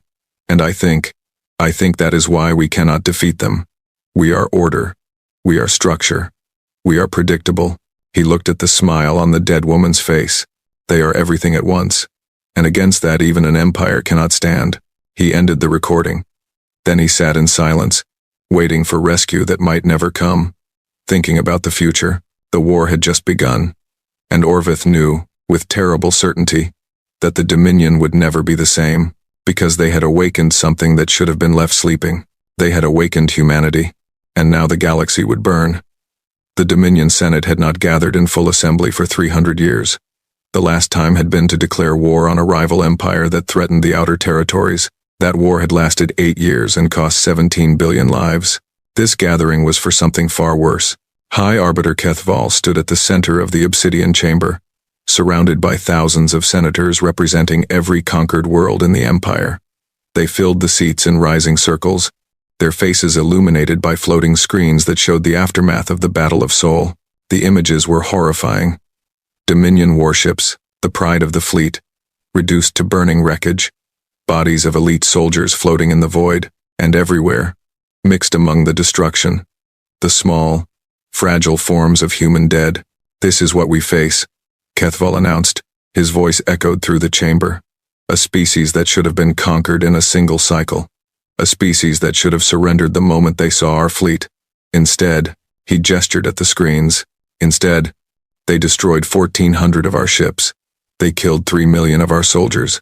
They captured our technology and our prisoners, and they did it while outnumbered 2 to 1. Murmurs rippled through the Senate. Fear, anger, disbelief, all of it mixing into a sound like distant thunder. I have consulted with our greatest strategists, Kethval continued. I have reviewed the reports from our surviving commanders. I have studied everything we know about these humans. He paused. And I have reached a decision. The chamber fell silent. This is no longer a conquest. This is an extermination. The humans cannot be integrated into the Dominion. They cannot be controlled. They cannot be broken. His voice hardened. They can only be destroyed. War Master Gorvun stepped forward. With your permission, High Arbiter, I will present our war plan. Screens across the chamber changed, showing maps of the galaxy. A single yellow star blinked at the edge of the spiral arm. Earth-Sun. We will redirect 40 conquest fleets to this sector, Gorvun announced. 80,000 warships, 600 million soldiers, enough firepower to burn their world 1,000 times over.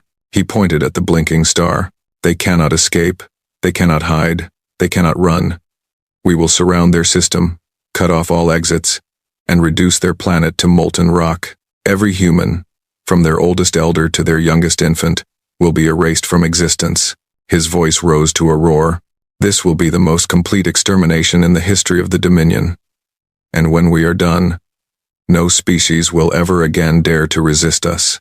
The Senate erupted in cheers. Thousands of voices joined together, crying for human blood. The sound was deafening, overwhelming, terrifying. Only a few remained silent. In a shadowed corner of the chamber, Scholar Orveth watched with growing dread. Beside him stood Intelligence Minister Yara Eth, her scales pale with concern. 80,000 ships, she murmured. Every conquest fleet we have. If we fail, we cannot fail, Orveth replied. That's the problem.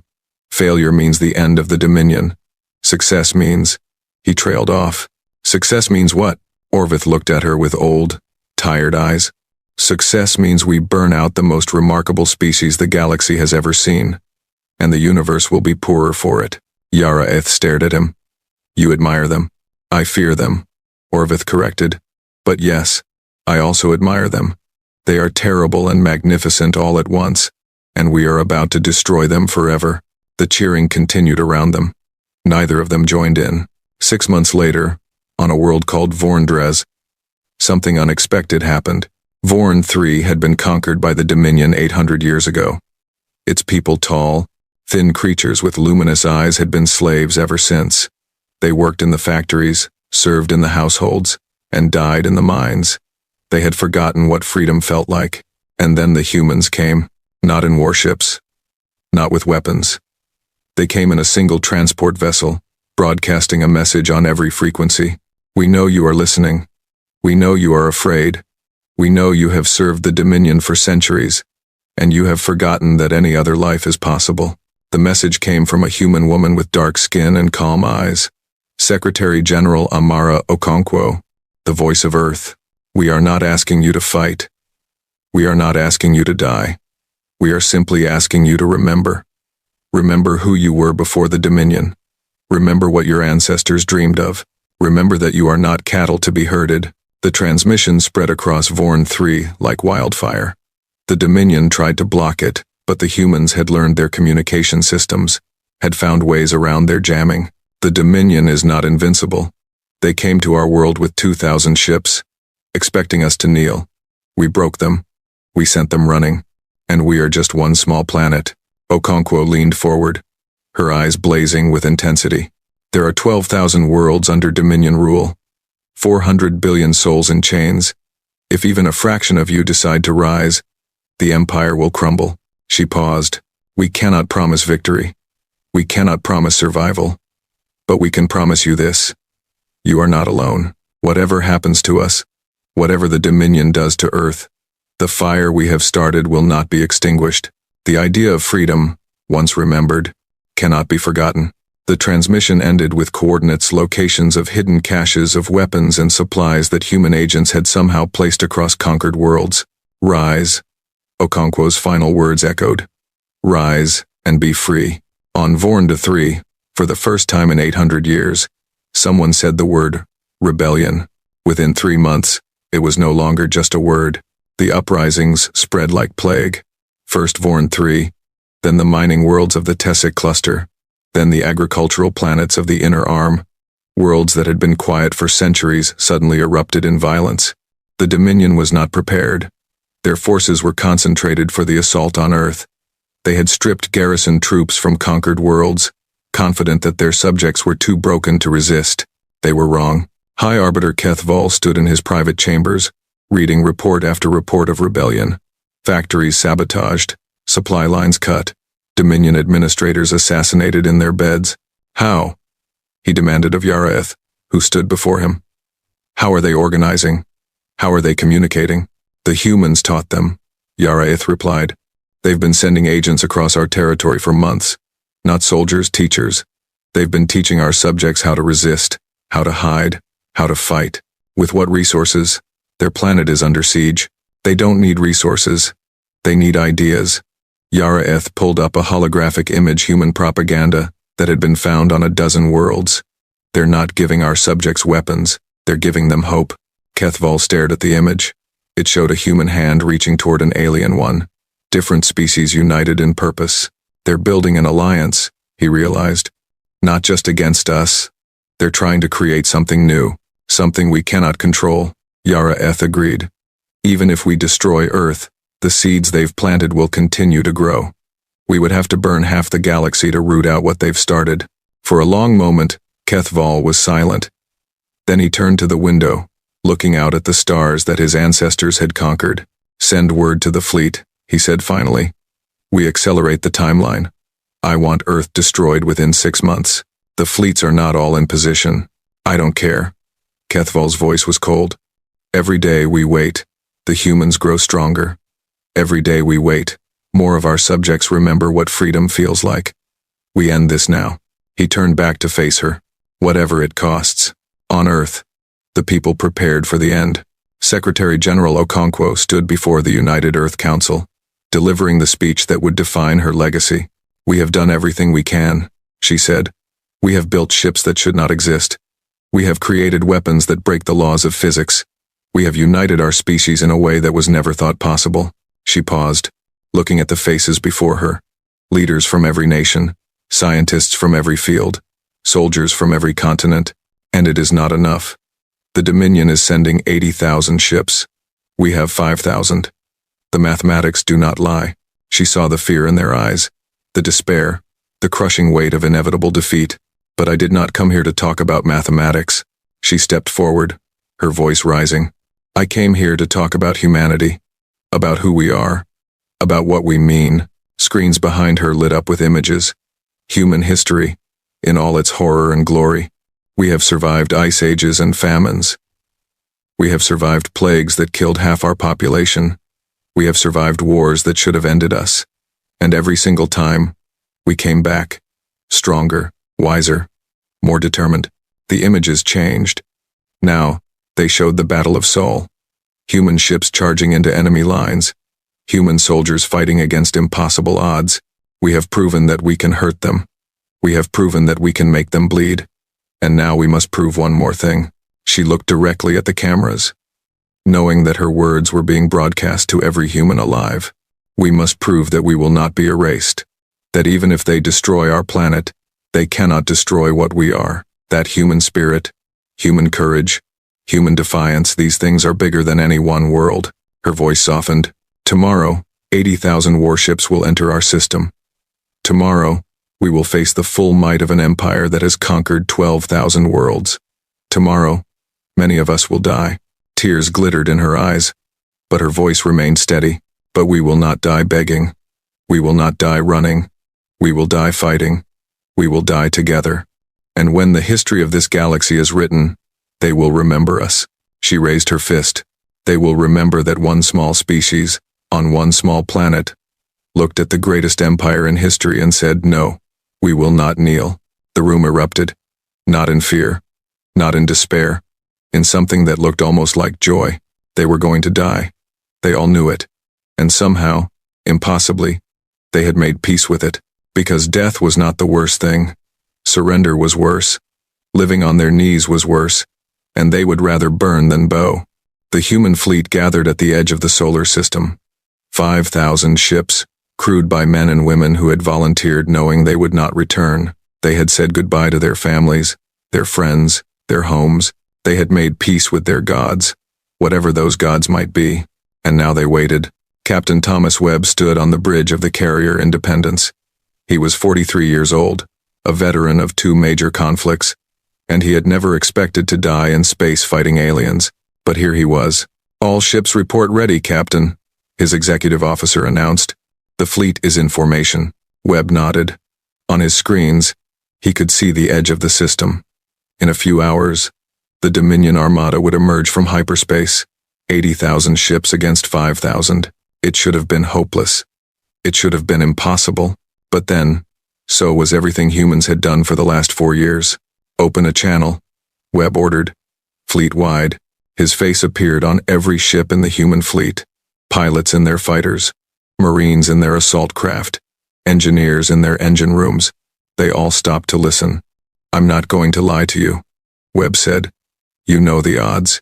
You know what's coming. And you chose to be here anyway." He paused, looking at the stars. "I've been thinking about why we're doing this, why we're willing to die." He turned back to the camera, and I realized, it's not about winning. It's not even about survival. It's about showing them, showing the whole galaxy what we're made of. His voice hardened. "The Dominion has conquered thousands of species. They've broken billions of souls, but they've never met anyone like us. They've never faced a species that fights harder when cornered, that grows stronger when wounded, that burns brighter when dying." He smiled, a fierce, defiant smile. "Today, we're going to show them what humanity means. We're going to hurt them so badly that they'll never forget us. We're going to make them pay for every life they take, every ship they destroy, every world they burn." His voice dropped to a whisper. "And when it's over, when the last human ship falls silent, The galaxy will know. We were here. We mattered. We fought. He raised his hand in salute. It has been an honor serving with you. All of you. From every nation, every culture, every belief. We're different in so many ways, but today, we are one. He held the salute. Today, we are humanity. Across the fleet, thousands of hands rose in answer. Different species might not have understood the gesture, but the meaning was clear. They were ready to die. At the edge of the solar system, sensors detected a ripple in space. The Dominion Armada was coming, and humanity was waiting for them. But they were not alone. From behind Jupiter, a fleet emerged. Not human ships, something else.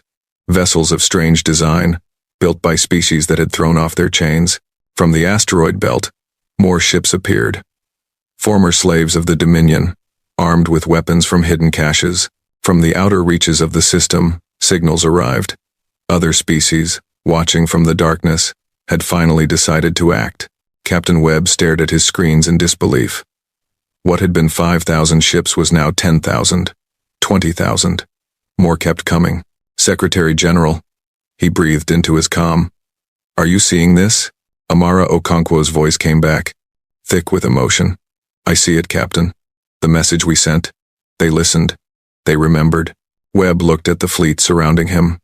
Dozens of species, each one conquered by the Dominion. Each one told that resistance was impossible. And here they were. Together. Ready to fight. He laughed. It was a wild sound, full of wonder and joy and terrible hope. Well then, he said. I guess we're not alone after all. The Dominion Armada emerged from hyperspace. 80,000 ships, bristling with weapons, certain of victory. And for the first time in 6,000 years, they faced not a single species, but a coalition. The war for the galaxy had begun. High Arbiter Kethval stood on the command bridge of the Eternal Dominion, the largest warship ever constructed. It was 3 kilometers long, bristling with weapons that could crack moons, shielded by technology that had never failed. For 300 years, it had been the symbol of the Empire's invincibility. Today, it would lead the final destruction of humanity. Kethval watched as his armada spread across the void. 80,000 ships, arranged in perfect formation. 600 million soldiers, ready to fight and die for the Dominion. More firepower than any civilization in history had ever assembled in one place. Against this, the humans had gathered their pitiful fleet. 20,000 ships at most, many of them from slave species that had somehow found the courage to rebel. They should have surrendered, Kethval murmured. They should have known this was hopeless. High Arbiter. His tactical officer approached with a tablet. The enemy fleet is moving into defensive formation around the third planet. They're protecting their homeworld. Of course they are. Kethval allowed himself a thin smile. Sentimental creatures. They'll die defending dirt and water. He turned to his communications officer. Broadcast the surrender demand one final time. Tell them that if they lay down their weapons now, we will spare their civilians. A quick death instead of a slow one. The officer nodded and began the transmission. Minutes passed.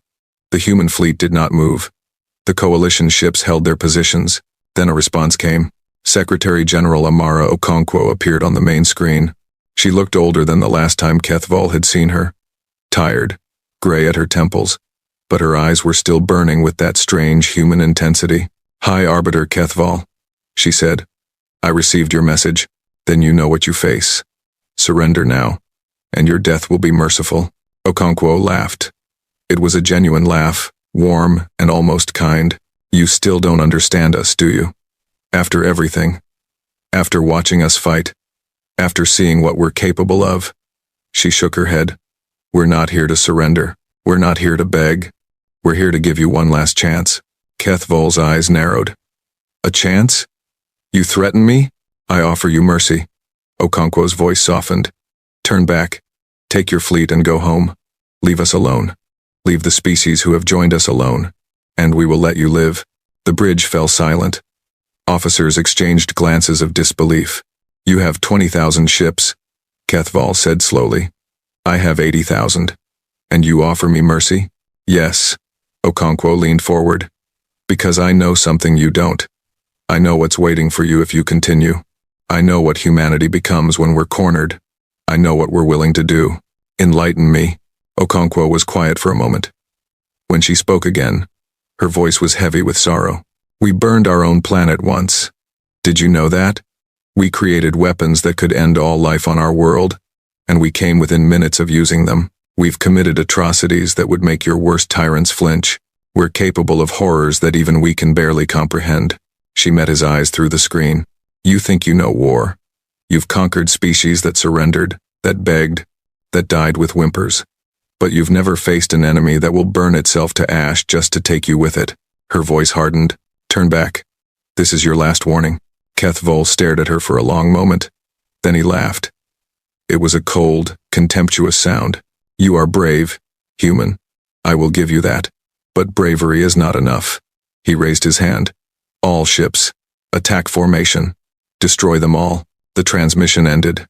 The Dominion Armada began to move. And the final battle of Sol began. The void erupted in fire. 80,000 Dominion ships advanced in perfect formation, their weapons blazing. Plasma bolts turned the darkness into day. Energy beams carved through space like the wrath of angry gods. The Coalition fleet met them head-on. Captain Thomas Webb led the charge from the Independence. His carrier launched fighters in waves, each pilot knowing they would not return. They dove into the Dominion lines like fireflies against a hurricane, and they burned bright. Human pilots pushed their ships past every safety limit. They accelerated until their bodies broke. They flew into enemy fire without flinching. They died by the thousands. But for every human that fell, a Dominion ship burned. The Coalition species fought alongside them. The Vornathi, tall and slender, fought with a cold fury born of 800 years of slavery. The Tesek, armored and relentless, used their mining ships as battering rams. The Kethani, small and quick, swarmed enemy vessels like locusts. Each species had its own reason to fight, its own memories of Dominion cruelty, its own burning need for vengeance. Together, they were something the galaxy had never seen. Scholar Orveth watched the battle from a transport ship at the edge of the combat zone. He had demanded to be here, to see the end of everything he had predicted. A human stood beside him. Lieutenant Sarah Chen, one of the soldiers assigned to protect him. She had lost her left eye in an earlier battle. The socket was covered by a metal plate, but she had refused a replacement. She said she wanted to remember. Why do you fight like this? Orveth asked, as another human ship exploded on his screen. Why do you throw away your lives? Chen was quiet for a moment. You really don't understand, do you? No. I have studied your species for years. I know your history, your biology, your psychology, but I cannot understand this. Chen pointed at the screen. A human fighter was diving toward a Dominion battleship. The pilot had activated their self-destruct. In seconds, they would be dead. See that pilot? His name was David Park. He was 23. He had a girlfriend back home, a mother who cried when he enlisted, a dog named Max. The fighter struck the battleship. Both vanished in nuclear fire. He's dead now. Everything he was, everything he could have been, gone in an instant. Chen's voice was steady. And you want to know why he did it? Orveth nodded. Because he knew that if he didn't, the people he loved would die anyway. His girlfriend, his mother, his stupid dog. Chen turned to face him. Humans don't fight to live. We fight so that the people we love can live. There's a difference. Orveth looked back at the battle. Thousands of lights were winking out human and Dominion alike. The cost was beyond calculation. You would destroy yourselves to hurt us, he said quietly. Yes. Chen's voice was hard. And that's why you can't win.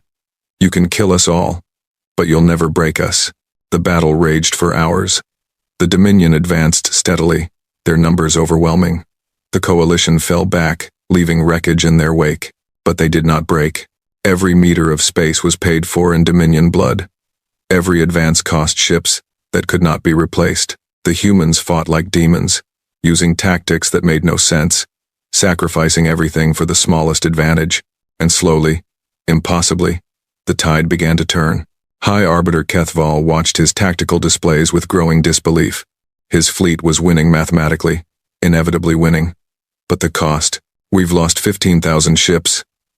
His tactical officer reported, voice shaking. Another 20,000 are damaged. Casualties are approaching 200 million. Kethval's claws dug into his chair. 15,000 ships. More than he had lost in the last century of warfare combined. Continue the assault, he ordered. We will crush them. High Arbiter, if we continue at this rate, I gave you an order. Kethvol's voice was ice. Destroy them. Whatever the cost. The Dominion pushed forward. The Coalition fell back. Earth grew larger on the screens, blue and green and fragile, and then everything changed. The human flagship Unity broke formation. It accelerated toward the Eternal Dominion at impossible speed, its engines burning white-hot. They're targeting us, the tactical officer shouted. The human flagship is on a collision course. Kethvol smiled coldly. They think to ram us? The Eternal Dominion has shields that can withstand a star's heat. They will accomplish nothing. But the Unity was not aiming for a collision. It stopped at point-blank range, close enough that the Dominion's main guns could not track it. And then, it began broadcasting. Secretary General Okonkwo's face appeared on every screen in the Dominion fleet. You didn't listen, she said. We gave you a chance. You didn't take it. Behind her, Kethvol could see the Unity's bridge. Officers were working at their stations. Some were crying. All of them were smiling. This is what humanity does, High Arbiter. When we can't win, we make sure you can't win either. Okonkwo pressed a button. Throughout the Coalition fleet, ships began to change course. They weren't retreating, they weren't attacking, they were converging. On the Eternal Dominion, all ships, concentrate fire on the flagship, Okonkwo commanded. Everything we have, everything we are. Kethvol understood. In that moment, he finally understood. They weren't trying to win the battle. They were trying to kill him, to destroy the symbol of Dominion power, to prove that even the mightiest could fall. All ships, defend the flagship, he shouted. Stop them, but there were too many. The Coalition vessels came from every direction, ignoring the Dominion ships that fired at them, ignoring their own losses. They had only one target. The first wave struck the Eternal Dominion's shields. Dozens of ships, each one carrying nuclear weapons, each pilot holding down the trigger until the end. The shields flickered. The second wave hit, then the third, then the fourth. Shields failing, someone screamed. Hull breach on decks 7 through 12. Kethvol watched as his invincible flagship began to die. Human ships slammed into it like meteors, each one a spark of defiance, each one a statement that echoed across the galaxy. We will not kneel. The Unity was the last. It had held back, waiting, while the others cleared the way. Okonkwo's face appeared one final time. Behind her, the bridge was burning. Her officers were dead. She was bleeding from a wound on her head, but she was smiling. I wanted to look you in the eye, she said. I wanted to tell you what you ignored. Kethvol stared at her through the screen. For the first time in 300 years, he had nothing to say. We warned you, Okonkwo whispered. We really did. The Unity struck the Eternal Dominion at full speed. Both ships vanished in a ball of nuclear fire that outshone the sun. High Arbiter Kethvol, ruler of the Velenor Dominion, conqueror of 12,000 worlds, died in the light of human defiance. The Dominion fleet broke. It was not a retreat. It was a rout. Ships fled in every direction, commanders abandoning formation, crews panicking as word spread of the High Arbiter's death. The Coalition pursued. Not to destroy, they were too few for that, but to witness, to watch as the greatest empire in history crumbled before their eyes. Of the 80,000 ships that had entered the Sol system, barely 30,000 escaped. The rest were destroyed, captured, or abandoned. It was the worst defeat in the history of galactic warfare, and it was only the beginning. Across Dominion space, rebellions erupted. Worlds that had been quiet for centuries rose up overnight. The news of Sol spread like wildfire. The Dominion was not invincible. The Dominion could be hurt. The Dominion could fall. Within a year, the Empire had shattered. Former subjects declared independence. Former slaves became free. The war masters and the arbiters and the administrators were overthrown, executed, or fled. And through it all, a single message echoed across the stars. We are not alone. We can be free. 1 year after the final Battle of Sol, a ceremony was held on Earth. The planet had survived. The shields had held long enough for the battle to turn. But the cost, 8 billion humans had lived before the war. Now there were 4 billion, half of humanity, gone in 4 years of conflict. but they were free. Lieutenant Sarah Chen stood in the crowd, watching as the memorial was unveiled. A massive structure of white stone and black metal, reaching toward the sky. On its surface, names were carved, billions of names, human and alien alike. Everyone who had died in the war. She found David Park's name, the pilot who had died to hurt a battleship. She traced the letters with her finger. "Thank you," she whispered. It mattered. At the base of the memorial, a woman spoke. She was young, barely 30, chosen to lead the reconstruction. The war had taken too many of their leaders. They had to rebuild from what remained. "We stand here today because of sacrifice," she said. "Because ordinary people did extraordinary things. Because when the universe told us to kneel, we said no." She looked up at the memorial. "We paid a terrible price. We will carry the scars of this war forever. But we are still here. We are still human. And we will never forget what that means." The crowd was silent. In the distance, ships crossed the sky, human ships, yes, but also vessels from a dozen other species. The coalition had become something more. A new alliance, born from shared suffering, united by hope. Scholar Orvith stood at the edge of the crowd, watching. He had been offered a place in the new government, a chance to help rebuild what his people had destroyed. He had accepted, though he still did not fully understand the creatures he served. A human child ran past him, laughing. She was chasing a ball, completely unaware of the tragedy that surrounded her. Orvith watched her with ancient eyes. This child had been born during the war. She had never known peace, but she was laughing. That was what he could never understand about humans. They suffered. They died. They endured horrors beyond imagination. And somehow, impossibly, they kept laughing. The ceremony ended. The crowd dispersed. But Orvith remained, staring at the memorial. A Dominion refugee approached him. A former soldier, one of the few who had surrendered rather than die. His scales were pale, his eyes haunted. "Was it worth it?" the soldier asked. "Everything we did, everything we lost." Orvith thought for a long moment. "The Dominion ruled for 6,000 years, he said finally. "We conquered 12,000 worlds.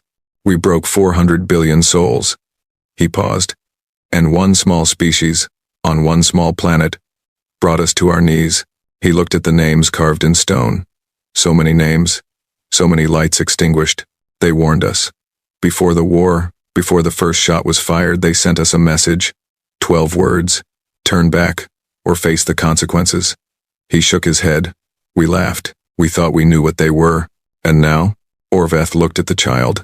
Still laughing, still playing, still completely alive. Now I know. They are chaos and order. They are cruelty and compassion. They are the worst and the best of everything the universe can create. He smiled sadly. And they are our future. The soldier looked confused. Our future? The Dominion is dead. The old ways are finished. Whatever comes next, humanity will be at the center of it. They have earned that right with blood and fire and sacrifice beyond measure. Orveth turned to face the soldier. We had our chance to shape the galaxy. We used it to conquer and destroy. Now it's their turn. He gestured at the humans around them, mourning, rebuilding, hoping.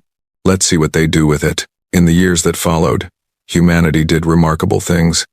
They helped rebuild shattered worlds. They shared their technology freely.